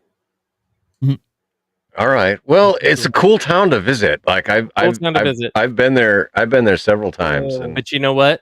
The locals get terrorized non-stop, because people come to our little town and then they tear it up on the weekends, and then we're just left, during normal business hours, Monday through Friday, picking up all the pieces, from Saturday and Sunday night when everybody's just in town for, they come and they really Mickey Mouse the town up. There's buildings there that have never existed and that are in the wrong styling for the town. There's buildings that were original to its founding and they demolished them to make parking lot space. So I don't believe that the town that you see anymore is the town it is in its entirety. And the police in the town, they're very picky towards the locals. They pick on the locals because they don't want to, somebody that's just there for the weekend, it's not worth the bother to them, it seems like to me. But all the locals in St. Augustine, we all know all the cops because they're all high strung, because it's a very high demand, city to work in, which I understand. Sturgis. But I have never done so many not wrong things in my life and been hassled by cops so much in one town. I had to leave, man. You can't even just enjoy yourself in downtown St. Augustine anymore. It's all Mickey Mouse up, dude. I had to leave. It's game over. So you ever been to Potter's Wax Museum? Yes. Yes, dude. I freaking love that place. It is so cool. Yeah. I'm sorry. It's a wax museum. It is what it is. It's got the presidents and famous people, and I got pictures. I thought it was cool. Yeah. So I actually used to be a tour guide in St. Augustine. I actually owned two different businesses when I lived there, and I was a tour guide. And I had this one story. I didn't tell you anything truthful or factual about the city. I made up this hour-long script one day, and I started taking people on tours around town, and they started paying me lots of money. And I would just flab at the mouth and just make up this crap right? And so I made up the story of Bill the Butcher. And Bill the Butcher was a guy who came into town kind of like, Jeff Bezos. He had like the nice horse and the pretty, carriage, and he was always, on vacation. He had lots of money. And people went missing all the time back then. And Bill was a murderer. He was a murderous son of a bitch, but he worked inside of like the laws of the town, right? He kind of worked for the town, right? When people needed to be disappeared, you know what I'm saying? Did his wife bake people into meat pies? No, he didn't have a wife. Before we get into Damn it. the murder lore here, a second, Tortoise is gonna take off here real quick. So, Tortoise, let folks know what's going on. Obviously, anything up on your channel, feel free to share that, and then you can take off there, man. But again, thanks for hanging out with us, and it's definitely been a blast having you here. I've got to get I've got to get the video for W2SC put together and up. I did not get the video to my guy, so that is my fault. But gonna get that up, and I might try to go live tomorrow with another POTA. Nice. Okay. Maybe. I don't know. Good. I got you on Hammer Alert, so I'll be listening for you. All right. Well, we'll see how that works. But other than that, I'm going to enjoy my 4th of July weekend. I'm going to travel back up to New England on Saturday, and my bird is about ready to explode. She's literally climbing laps in this cage right now. She's like, I need to go to bed. So, well, she's driving me nuts. Yeah. Well, Michael, happy fuck taxes day. Because essentially that's what it is. It's happy fuck taxes day. It's only a war crime the first time. Dude, how can folks find you if they want to hang out with you and whatnot? Go ahead and throw your channel out there. You can find me on Tortoise Overland, Tortoise_Overland. I do have an Instagram, Tortoise Overland _ in between also. And find me on the radio, find me somewhere. You can find me on Discord, on all the Happy Ham Discords, especially Live Free and Ham Radio Crash Course, God bless, I don't know, all of them. I'm there somewhere. Somewhere. Yep. And you can find me in Discord, just look my call up, November 3 Mike Foxtrot Lima. Dude, awesome. Well, hey, thank you again for hanging out with us. It's not FML, it's MFL. MFL, yes. MFL. Get that right there, MFL. Crouch. Mighty Fine Leprechaun. Motherfucking lesbian. Anyway, my fucking life. Well, that's a good one. That one works better than mine, but yeah. My fucked up life. My fucked up life was pretty good. No, way better. Dude, awesome. All right, well, brothers. Hey. Love you. Have fun. Love you too, man. Nick, nice to meet Thank you for to meet you. crossing over to the dark side, man. Looking for more POTAs. Hit me up when you get back up this way. We'll do a POTA. Do I got the look? Moose. Good, man. Nose. No, Nice. just with the head down, and all you see is my nose. So Night. Later. All right, man. Later, yeah. I'm gonna. All right. Where was I? And then there were 3. Now we're doing builds. The build series. So this Listen, is Ziggy gets technical. Oh, He I does get down. some I get down, fucking son. You want smart shit. You want to go all night? I don't know about all night, but I'll go as far as I can. We'll just switch over to my channel after. Yeah, that's right. We'll do like that one night where we're on 3 different streams until 6 in the morning. Oh my gosh! Holy crap! We had a great time. We didn't talk to each other for like a week after that, though. I could say probably not. We were all trying to catch up on sleep. What the hell is that? So this is a very hard item for me to get. This is a 5 kilovolt rated 100 picofarad ceramic, what they call doorknob capacitor. And isn't that just great? It having those screw down lugs where you can just tap right into it. No soldering iron necessary. So this is the same thing as your. Do I need to get one? I guess so.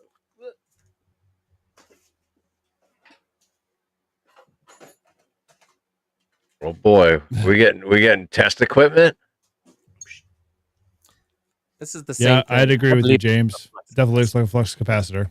So this is the capacitor, and this is when I used to do capacitors, and I still do capacitors for people when they want me to build them something pretty, because I get it. You know what I mean? Not everybody's ready to get brainwashed like I am. I don't actually use capacitors in my NFEDs, but when they do want it, and because they want everything, normal people, they use these. These are TDKs, what I call blue caps.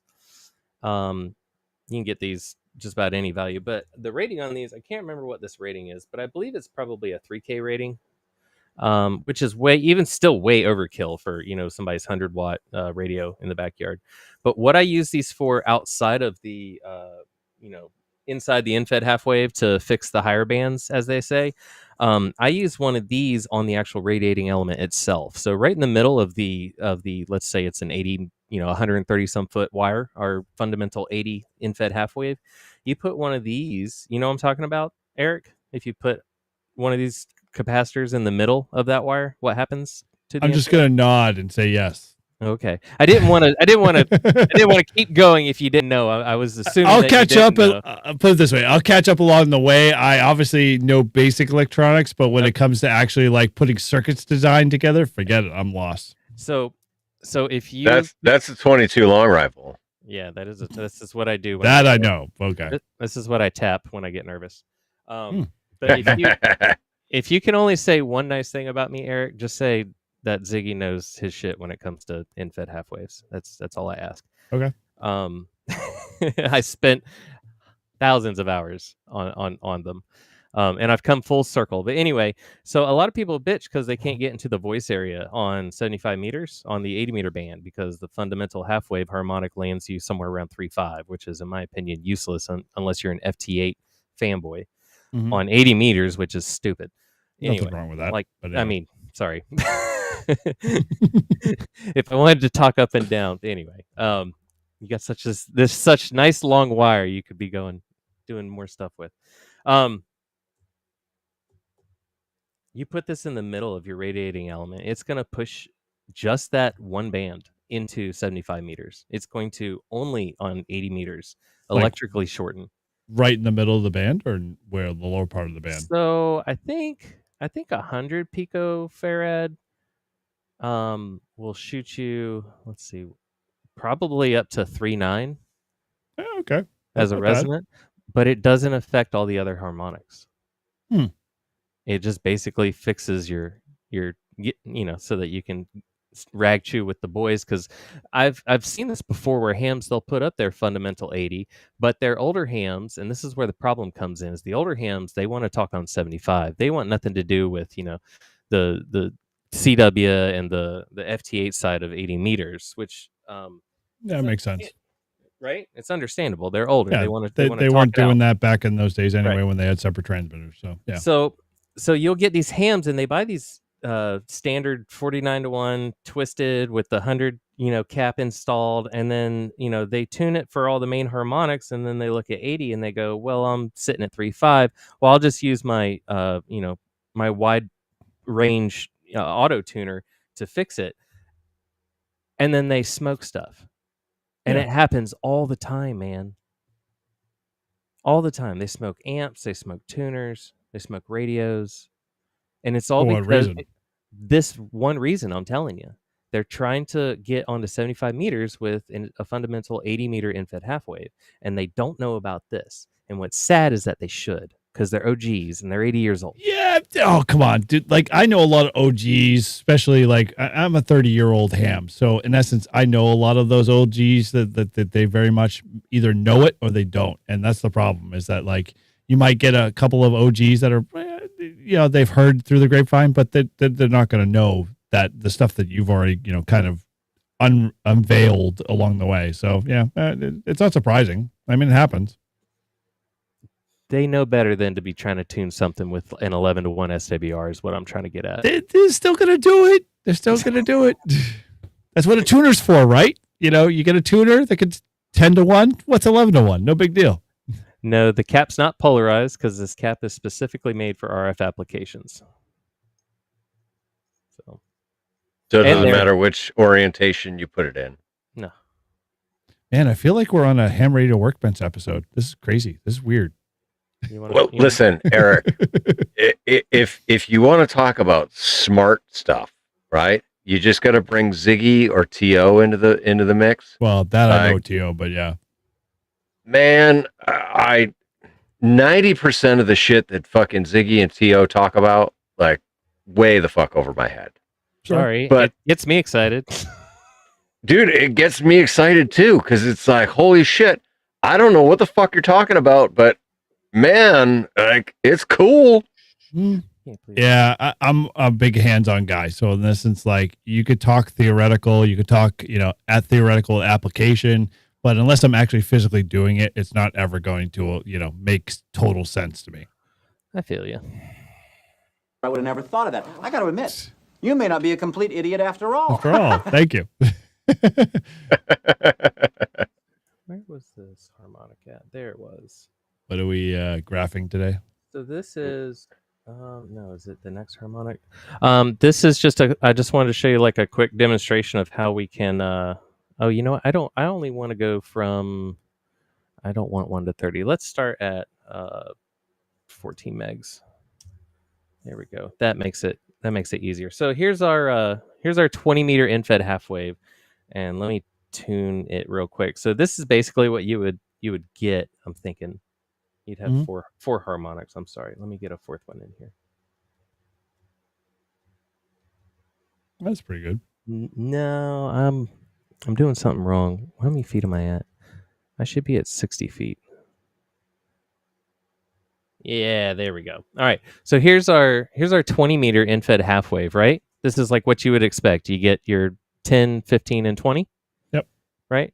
And then on a 40, you just get that extra 40. So let's Right. just pretend that we're doing 40 today. So yeah, so we still get our 40. So these are our 4 bands. But guess what? We're not looking at an infed half wave. We're looking through a piece of 75 ohm coax right here. Yeah. At these frequencies. And look, they all fall to 50 ohms.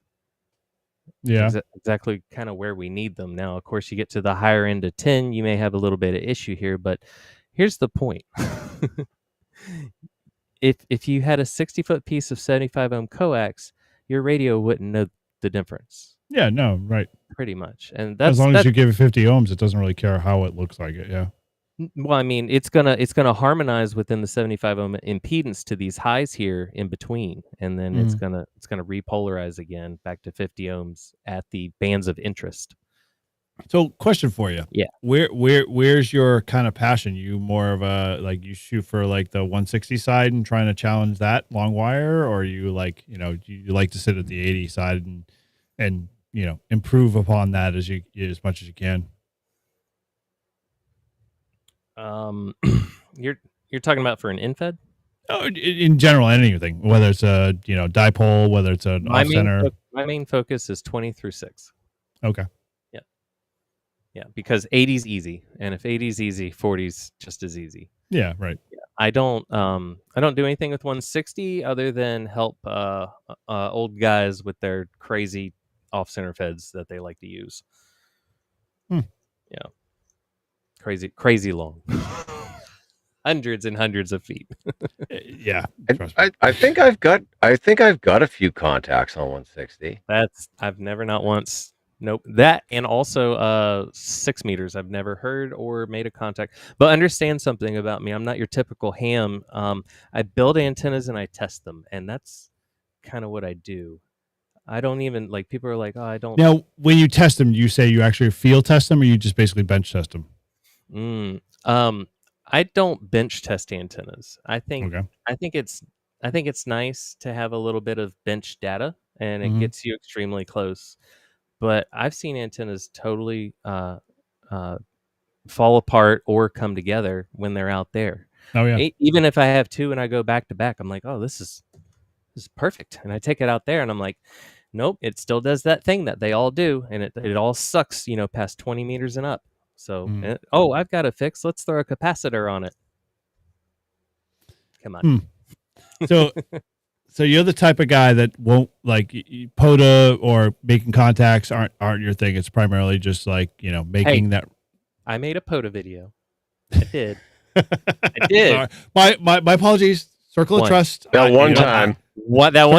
Circle of Trust. I did it just so I could say I did a POTA, because everybody's like, you've never done a POTA. You can't talk about POTA unless you've never done a POTA. And I said, where's my camera?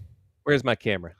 Yeah, true. Well, they ran me ragged. Boy, I was out of breath. I was like, God damn, y'all like this? This is work. Dude, just like Paul likes jumping out of perfectly good working or half good working planes, I'm very much like all about, the next pile up. That's where I'm like all about. Like I will literally spend every waking moment trying to seek out the next pile up. And I know that probably very much is like, what are you talking about? I don't understand that. But, but when you get into like, antenna design and optimization and just tweaking that little bit of information out of, a little bit of tidbit of information or tweaking it in a way, like for me, that's like, I get it and I like it. But at the same time, when I go out in the actual, field, I'm not like thinking like, how can I get the extra, 1 or 2 more dB out of this process? Because I'm not thinking that way. That's why this hobby needs people on both sides of. I don't disagree with that. And I think it's important for folks like yourself to push that envelope every time and keep us folks. That's a great distinction that you just made, right?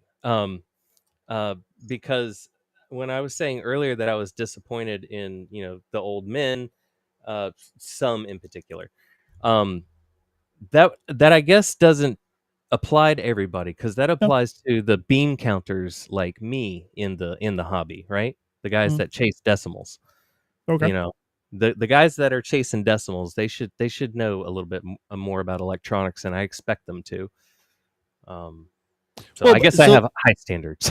but dude, and I love the fact that you have a high standard for that, because I don't. And in essence, it only encourages me to say that, when I'm out in the field and using these antennas, I can give you real world values and say, here, this is what I'm seeing. And you can be like, oh, well, these 3 values need to be tweaked, or this area needs to be improved. And, you make my life better, but at the same time, at the same instance, you're actually making your life better, because you're improving your skill set. You're learning how to optimize. You're learning how to grow your skill set and improve something that, is good in its base form, but can be always improved upon and iterated on and, made better. So RF being the one beautiful thing in life that we cannot see. Sure. You know what I mean? If we could see it, this conversation would be quite different for sure. Yeah, right. I agree. So that day is coming too. I believe that day is coming very soon, where we will be able to, in real time, see RF and be able to attenuate and be able to look at different things in a. It'll change the game. It'll change the whole entire playing field, I'm sure, because for those that I see what Flex is doing. I see some of the changes they're doing in their transmitters and all of that aspect, and just some of those small little pockets of growth. It excites me, because it's like, okay, we're not sitting idle, and we're not saying like, okay, this is just good enough, let's just stay with it. We're doing exactly what hams should be doing, which is iterating and making things better. And being very endearing, I think, has lost its steam in ham radio too. Like, we live in a world where if I'm too hard, on one guy about, getting his general or whatever like that, I don't know. I got to where I am because I had some rough teachers, and I love every single one of them. Yeah. Okay. And they always just left me with questions, which I think is the best kind of teacher, right? Like, hey, good luck sleeping tonight. Here you go. Me, I had the opposite. I always had the guys that, the mentors in my life that always be like, hey, they ask the question, is this something that, you're comfortable with? If it's not, then like what can be done to improve or iterate or make it better? or how to grow it, how to find someone who can actually expand upon it, and it really kind of just set me in a different place, to thinking both electronics, both in IT and all of that aspect. So yeah, I love to hear the fact that you're like super major, like almost to a fault passionate. No, dude, you're not. You are not. Like, I will tear antennas apart, dude, and that's totally fine as long as you're not tearing into the person because they don't either understand or they're not at the level where your knowledge is already. And so if you're passing that on and encouraging them to do it, then dude, you are like, aces in my book, as they say. So, I say keep going, even if people think that you're like a codgy old, person who just, like you don't know antenna theory. Like what the hell's wrong with you? Yeah, exactly. Now, listen, when Ziggy takes a massively overpriced antenna and says, this is what it really is, and it's a piece of shit, like that means something. Oh yeah, dude. We need people like that. That was a big risk. Well, but like, you have to look at it at the same time. Like, what do you like? I mean, you're risking your integrity, but at the same time, you're not risking much. Yeah, but at the same time, it takes a long time for people to come around and realize that, yeah, it is a piece of shit. And no matter how much they've toted the brand or they made it, popular or whatever. Trust me, being in IT in the professional space, that happens more often than not. So. I always seek out folks like yourself that, are willing to, rip into something for the purposes of not to tear it down, but for the purposes to actually like validate whether or not it actually says the claims that it, it states. So speaking of claims, I wanted to touch base. You were talking about how do I get my metrics for the devices that I build? Mm-hmm. So everybody loves to go out and do Whisper. This is Grouch's favorite go-to, right? And I totally respect Whisper. However, myself and a couple other builders, we were talking one day that there's this aspect about Whisper where in that you're kind of magically all riding the same carpet. You know what I mean? Yeah. like the same heartbeat. Sure. It's like it knows exactly where to look, when to look, for that, clip of data if it's there. And also it sends that clip of data how many times per transmission? Yeah, right. It's like, hey, I'm Ziggy, hey, I'm Ziggy, hey, I'm Ziggy, hey, I'm Ziggy, hey, I'm Ziggy, hey, I'm Ziggy, Yeah. The chances of it populating. So propagation has always been a hard metric for me to digest. And I've always fallen to the prey that I have to provide reception report type stuff from my antennas, and no, I don't. Yeah. I have the ability to just flat out draw how it's going to radiate on paper. I was taught some really neat tricks by the Mr. Hollywood himself, where I can actually draw antenna radiation patterns freehand. Give me pen and paper. Yeah, we can draw this up. And your dying art. What a beautiful man he is. He's so smart. Yeah, he gives me time of day every once in a while. So with that, as long as all the parameters that we all know as hams, like let's, get the trees out of the way. Let's, make sure whatever our soil situation is, not going to impede on us. We're infinite space. Yes, exactly. Right. Close enough. Let's make sure all the basic parameters are met. And then let's go ahead and just leave propagation alone because that's its own thing. And let's focus on getting the best made antenna as high up as we can. And that alone has been and then also I say all that bullshit to get right back to this point. How does it present to the user? Now that's a very cryptic way of saying is his radio gonna be able to jive with it, or is he gonna fight with this thing a little bit? So the number one thing, and I have to go back on some core beliefs here, is that sometimes you have to make a device lossy in order to be more usable. And nothing says that better than my weird creation that I came up with one day called the Random Mint. I took one of the world's lossiest cores and I put the world's most lossiest core winding on top of it. Ta-da! You have something that you can tune anything with. Sure. Right. I have it right here. One of them, this is a beefy one. Yeah, Chris was showing me his yesterday. He's so proud of it. I'm glad he likes it. Yeah. So this is a this That's is a what I pretty call. sight. Thanks, man. That's another thing I do too. Like if they don't look like this is not tight enough right here. If they don't look this good, then I won't. If it ship them. doesn't look like it belongs in a jewelry case and could be sold for 6 figures, then it ain't worth your No. time. No, absolutely. So That's, Nice that's finding. the Gucci of toroid roid. Yeah, exactly. Roids, exactly. Gucci roids. thanks, guys. I really appreciate that. I spent a lot of time on this. And Dude, and it shows. So I'll toot your horn a little bit. I see love this? I See love that? engineers who take time to be able to make something just as pretty and professional as it is functional. You know what that's from? I can't see what you're looking at. Oh, right on my His finger. finger. That cut. Well, no, I can't see the cut, but yeah, I get roughly the cut. Yeah, You can- for the toroid. You can get burned on enamel wire if you try to straighten it out too fast. Oh, good to know. Yeah. Yeah, buddy. I got lit up. I was standing up trying to be all slick and just pulled through 6 feet of it real fast. Yeah. You can also get burned if you hold on to the paracord just a little too tight when you throw the throw back. Yeah, exactly. Yeah. So lossy core, lossy winding, makes Oh. for a shit ton of fun. Although, did you strip a lot of enamel off of it when you ran it through your fingers? No, actually I didn't. Wow, that's a bummer. There might be some enamel in my fingers still.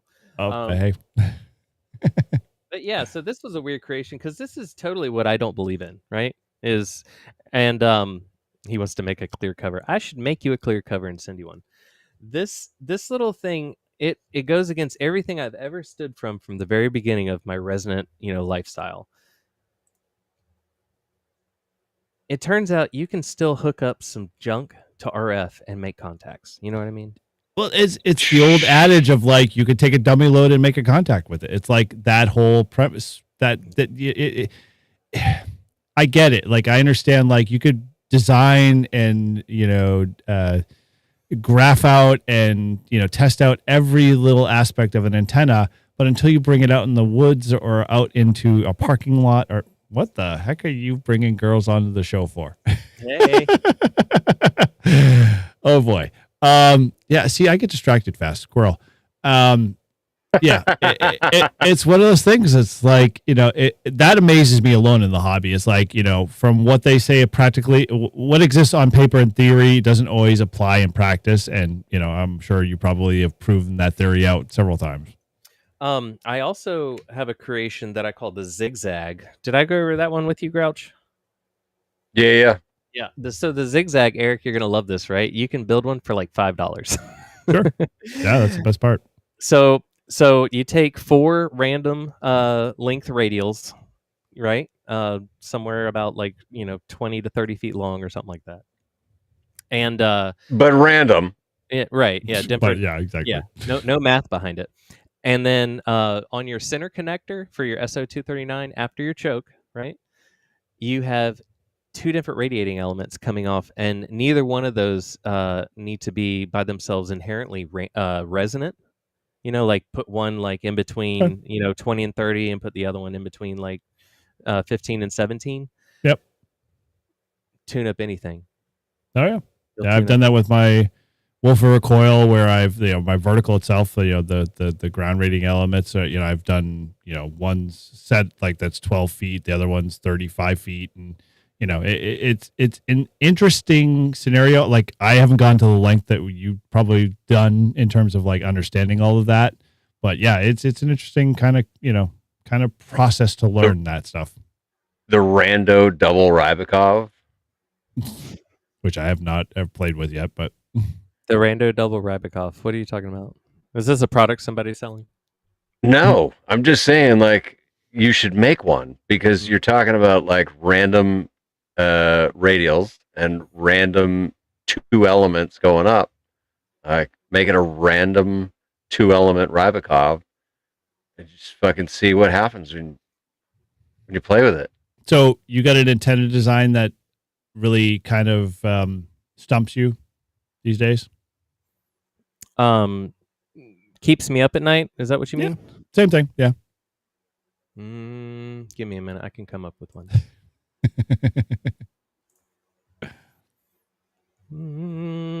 Okay, so we've all seen it. There's the big beautiful. Where did I save this?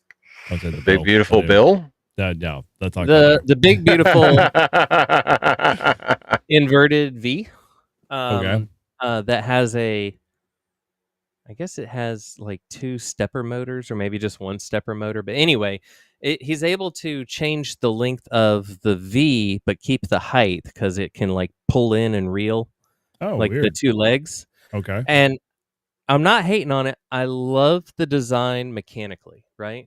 Like Sure. the mechanics of it, the design of it. But in my opinion, he's got this big, heavy stepper motor in an enclosure with all of its hardware. You know, we're at the talking top poundage. of the point. We're Yeah, talking at the point. poundages. Well, I think it's well over 10 pounds. It's a big enclosure too. The mast he had to use must have been, the top pole was probably that big around, and the whole thing was still like, leaning, Bending. right. Yep. I was just totally impractical. To that was my biggest peeve. It's a beautiful idea, but it's too heavy. And then I thought to myself, I got an idea. Why don't we just take all that heavy stuff out of there? And like the blinds, how it's got like the loop cord and you just keep pulling it? Yep. Right? You could just have a loop of string coming down. And if you want it automatic, you could just loop around a pulley, but put all the heavy stuff down here and we'll just run basically a belt up there. Mm-hmm. So all we're doing is spinning something. We're going to eliminate like at least 10 pounds. And then plus we don't have to go up with our control wires anymore either. Right. Sort of like the vertical the stepper has right now, I think. Right. It's a 40 through 10 vertical with a elevated counterpoise, but kind of the same. All the mechanics are at the lower part of the antenna, or primarily at the base of the tripod or whatever. Right. No, you got it. It's just we're just talking about having all the heavy stuff up top, right? Right. They have all the mechanics at the. So this is a quarter wave that you're talking about, an adjustable quarter wave. I got you. Right. Just you wanted me to pick something to gripe about. I found one for you. I do. got more. I'm sure you do. It's like, I'm sure every antenna at this point, somewhere along in its evolution, is griped. Basically cause you to go, why did it do that? Or how can we? Did you know that your standard dipole, one leg's actually supposed to be about 5% longer than the other? No, I did not know that. Yeah. Why so? You can actually make a dipole present at 50 ohms instead of somewhere that a I little knew. bit higher. I knew. Yeah. That makes sense. But what? And so, what's the percentage of like why one like 5 to 10, and depends upon your height above ground, but it does something. I believe the correct term is called loading. Mm-hmm. And you're changing which leg has the higher impedance, right? And by doing so, you're essentially just slightly off centering your mono band, and you can for exchange for a little bit of reactance, you can actually correct the resistance. You can correct the impedance. Interesting. Just a little bit of an offset. Not much. Yeah, antennas always amaze me, but I have not, because I'm still enjoying the activity of doing POTA and getting out and making contacts, because I spent, we'll say, most of my original ham career as a no-code technician and never really could get Morse code. And because I never really could get Morse code, I never had the opportunity to do HF band. So when I finally became the COVID general ham, I have never looked back and really just trying to, understand or build antennas. I think, it's definitely a skill to have and understand, because it can provide you a plethora of, information, and, both in the field as well as, on the bench kind of thing. And, dude, can I show you? I love people like yourself, I guess. I almost envy folks like yourself because that's all you ever think about. Like you're like you just think about like how can I modify? How can I change this? How can I improve upon it? How can I, basically run it through NNMAA, to figure out what the field plot is and all of that other stuff. And meanwhile, I'm like, dude, just give me the antenna. I want to go out and operate.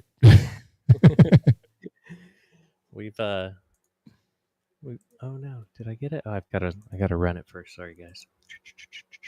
Yeah. Care how it works, just make it work. Just send that thing, boy. I watch Callum all the time when he goes over all his verticals, and I'm like, dude, I get it, but like my brain just shuts off. Like I like that RF bubble looks awesome, but give me the antenna. I want to go play with it. I want to see what I can get. Let me close this and let's go back to what it is. Okay. Oh, and I got currents this time. Let's go ahead and zoom this. That inverted V? Yeah, so it's an inverted V, and if you look over here, you see this crazy little porcupine?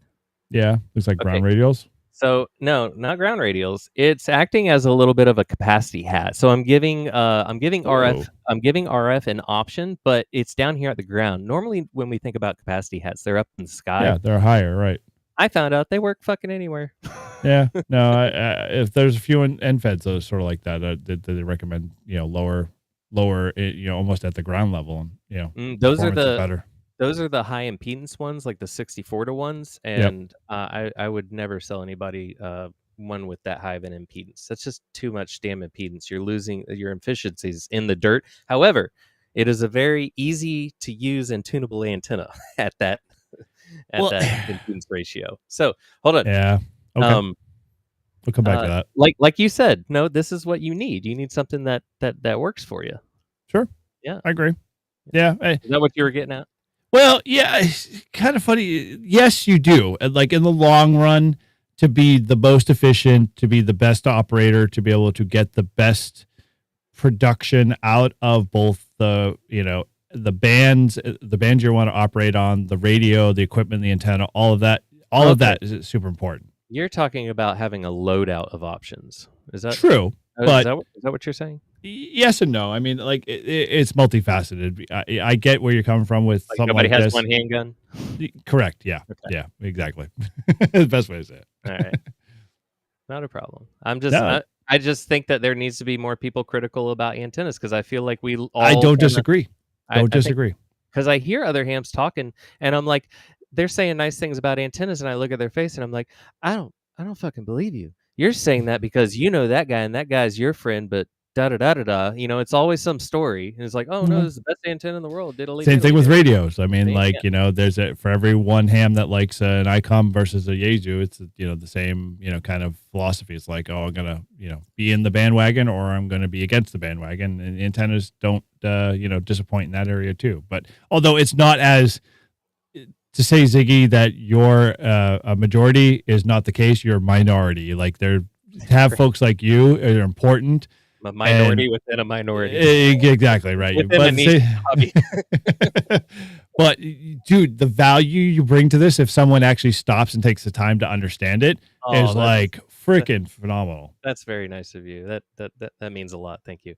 No problem. I appreciate you doing it. If you look at these blue lines, so let's take off currents for a minute. Let's talk about what the hell this shit is. All right, so you spotted it. It's an inverted V, and from the top down, all we have is just a couple radials. Now, I've gone out of my way because this program always wants to make shit symmetrical, and I've gone ahead and I've laid them out in a not quite so symmetrical, kind of like as you would, trying to be as good as you could in the backyard. Mm-hmm. So there's that human element to it. Then this is the capacity hat, which is just basically a whole bunch of just scrap wire insulated that's just kind of laid around the ground a little bit. Okay.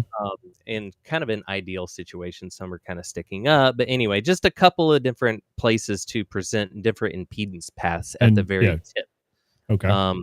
Where the high voltage wants to live.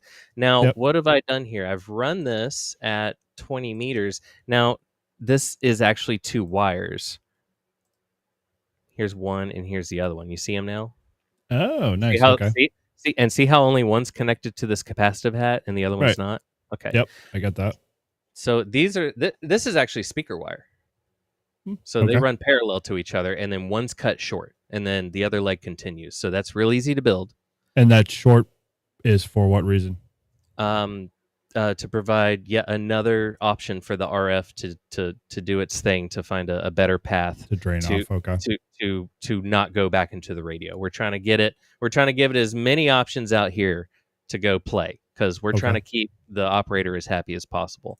So with a choke, and now we have the radials, and you can see at 20 megahertz, 20 meters, we have this high current point right here. Yep. But then it disappears, and it gets all dissipated within there, right? Sure. And the vertical means that we've actually changed polarity. We went from a horizontal to a vertical polarization, so that just makes the RF all kinds of silly. So it's got basically a sink to drain into right here. And then here on the shorter one, look at this. You see how the current matches right here? It goes straight to the tip, and it's happy. Okay. Yeah, so this just happens to be a very close working area. And what these two are doing, these two wires are playing on each other, and they're also playing off these radials. Now, this is an old revision. I haven't updated this, but these need to be different links, because you can see the currents on the radials, but not all of them. See how there's one with high current and this one has low current? Yeah, I see that. They all meet in one place, and they all want to fight it out. So they'll actually do a little bit of nullification. Yeah, they'll cancel each other out before they continue. Now, if you put a choke here and before the radio, this thing's practically invisible, and you can tune up any frequency you want. And you have used no pen, no paper, no math, And no so, calculator. how much wire are you actually throwing up altogether? I think if you let me look at my wire. 8, where's the big numbers? 10, 30 feet, I think it was. I've written That's down not bad. Hold on. Wow. I would have thought it would have been more. Huh. 4, 6, no, I'm sorry. Okay, so I've got a 61 foot and a 56. I got a 61 and a 56 radiating element in here, because it's all in meters. I had to convert. Yeah. I had to write it down. And then at the time, I had only had what I had. For whatever reason, I had 18.5 foot radials. But yeah, I think you could. The point is that this isn't. There's no math behind this, and I don't think it really matters all too much that you follow exactly what I did, as long as you get the concept close and you do some proper choking, and you give the RF enough options. This could be an emergency antenna for anybody. Totally. Dude, the fact that, and the one thing I've learned from watching Callum a lot is that, like, the experimenting aspect of it is super important to understanding both the fundamental side of things and just in being able to do exactly what you just did there with that design. Like, understand it at the same time, also execute upon it. And so, like, yeah, dude, yeah, interesting. Huh. Man. Stop. We have to stop now, because I've got too much on my plate now. I can't keep thinking about doing antenna design and add that to my plate. Step in here, Grouch, please. Let's talk about skydiving, or let's switch up the topic a little bit. Or did you freeze up there? Did Elon get you? I think he did. Grouch, you there? I wonder if he like paused his screen on purpose. No, Elon got him, I think. Yep. Elon got him. That's hilarious. I have several screen captures of his face being locked up because of Elon. That's pretty great. Dude, are you on Discord? Oh yeah, I'm on several. Which one? Did you on Toads is my home base. Yeah, just look up N1JUR. I'm on Toads. Okay, let me add a friend. Holy crap, it's midnight. N1JUR. It most certainly is. I'm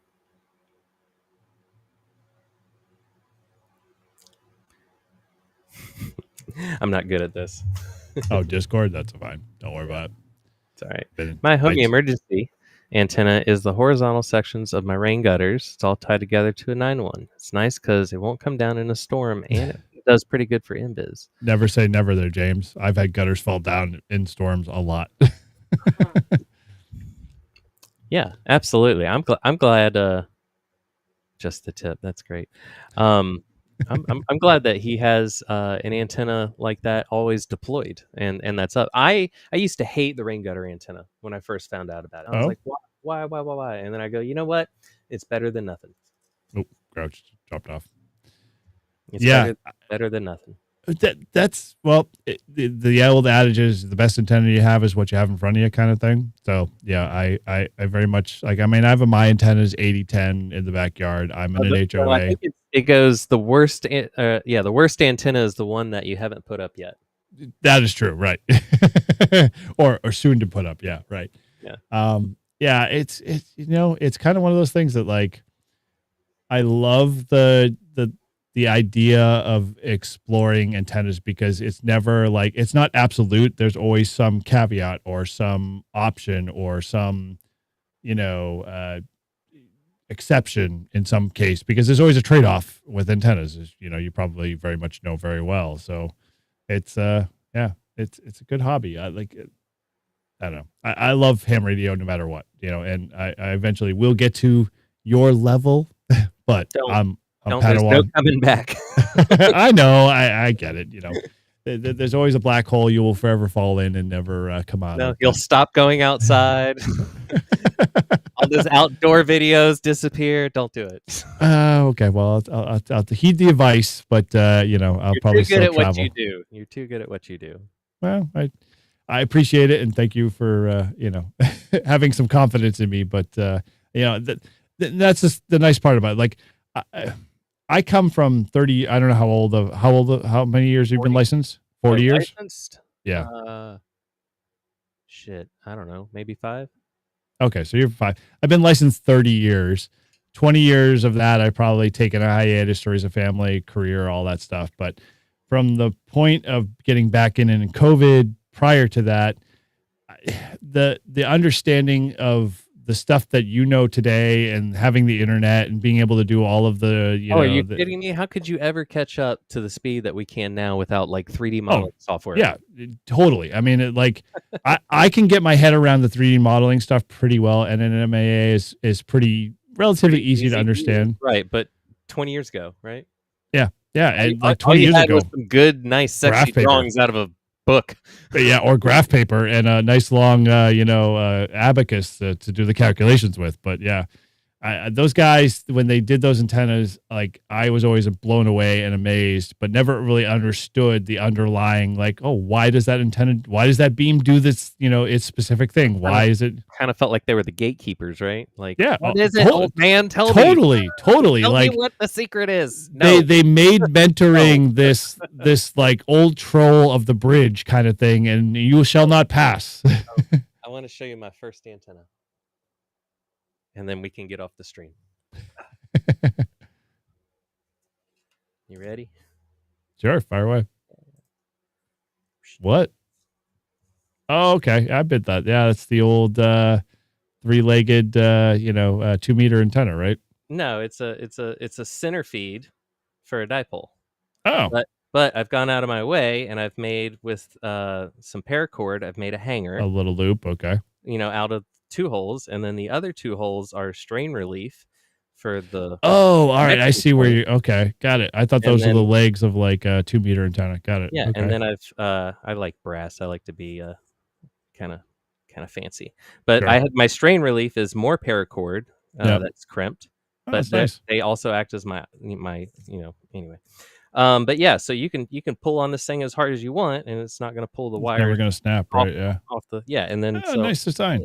Yeah, made this for a couple of dollars, you could say. Probably less than that, a couple of cents at that point. Paracord's pretty cheap. Yeah, and... just a hanger, and 2 points for you to connect. I was gonna say, isn't that like 10 gauge like house wiring by the looks of it? Not house wiring, it's stranded. Is it stranded? Okay, all right. So it's a step above. It's also PTFE. Dude, that's awesome. But anyway, I'm sorry. I love guys like you. I mean, I just wanted to break the ice showing you here. I probably should have showed you like this, would have been better. But I just wanted to break the ice and show that, hey, my first antenna was a dipole. I believe it. You had to start somewhere. This wasn't my first antenna. This is just a remake I did so I could show it on camera. It looked way worse than that. I'm sure the first one probably is something you do not want to show on I was also the first time I got an RF burn. I have not yet, knock on wood. So Very first day I had an antenna up. Whoa. It was drilled home very early on in my ham career that I do not want to mix antennas and transmitters at the same time, especially when both of them are active. And no matter how many, older hams are like, do not touch this, do not touch this. So it's sort of like the old, don't put your finger on a hot stove kind of thing. So I always learned that early. If you're still my buddy around Christmas time, you might get one of these Ziggy handmade Christmas ornaments. Oh, dude, I love that stuff. You got me as a buddy. For the longest time, I used to and I stopped doing it for a while. I used to buy small little PCB, Christmas tree LED kits that you'd assemble via soldering kind of kits very early on, sounds fun. 20 years ago. Those were fun to do because it was people would be like, oh, you soldered that? I'm like, yeah, it runs off a 9-volt, big deal. But they're like, oh, it's pretty cool. So, I get it. That stuff is awesome. I would love to put that on my tree. My wife, maybe on the other hand, maybe not, but I'll hang it in the office. I could use some red and green wire. I could paint the toroid white. Dude, yeah, you got something going there.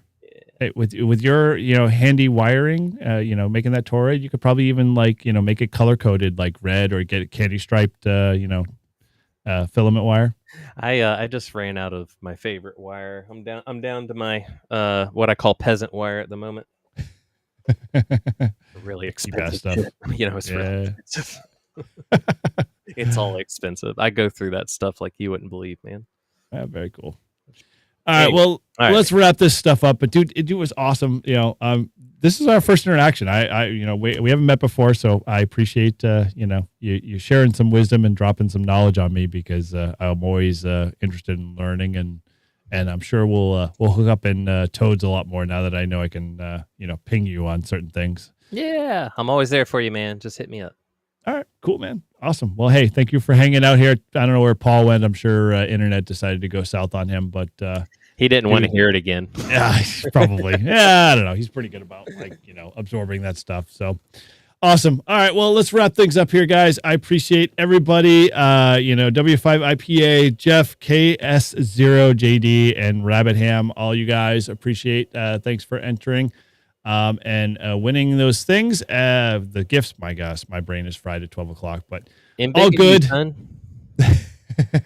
So yeah, and all those that are left in the chat, the 11, James and Chris, and I'm sure. Oh, Andy Colley's in there. I didn't even see you there, Andy. And everybody else. Looks like Grouch was in there for a while until he dropped off. But with that. Appreciate you guys all hanging out and supporting Live Free and Ham. And, Ziggy, you are always welcome to hang out with us anytime. If, you definitely want to hit us up on Live Free and Ham, we'll always, throw you the link. I need some of your stickers if you got any. I will send a bunch to you as well. We're starting a joke where I'm going to grow it tall this way. I'm going to well, we'll send you a bunch. You good on QRZ? I am, yes. Okay, cool. I'll send them a bunch your way, and then expect those in the mail. So we'll drop those out in a couple of days. Sweet. All right. Well, with that, thanks again for hanging out. Yeah. Well, it shouldn't be that hard. Yeah. I'm in pretty good sorts with Tio. I can say, "Hey, Tio, what's Ziggy's call sign?" And he'll be like, "Yeah, sure, here you go." He will too. I'm sure he'll sell you out pretty fast. So awesome, man. Well, hey guys, thank you again for hanging out with us. We appreciate it. And with that, we are going to say 7-3. Have a good night, and we're gonna roll those bean credits. Come on, close. There we go.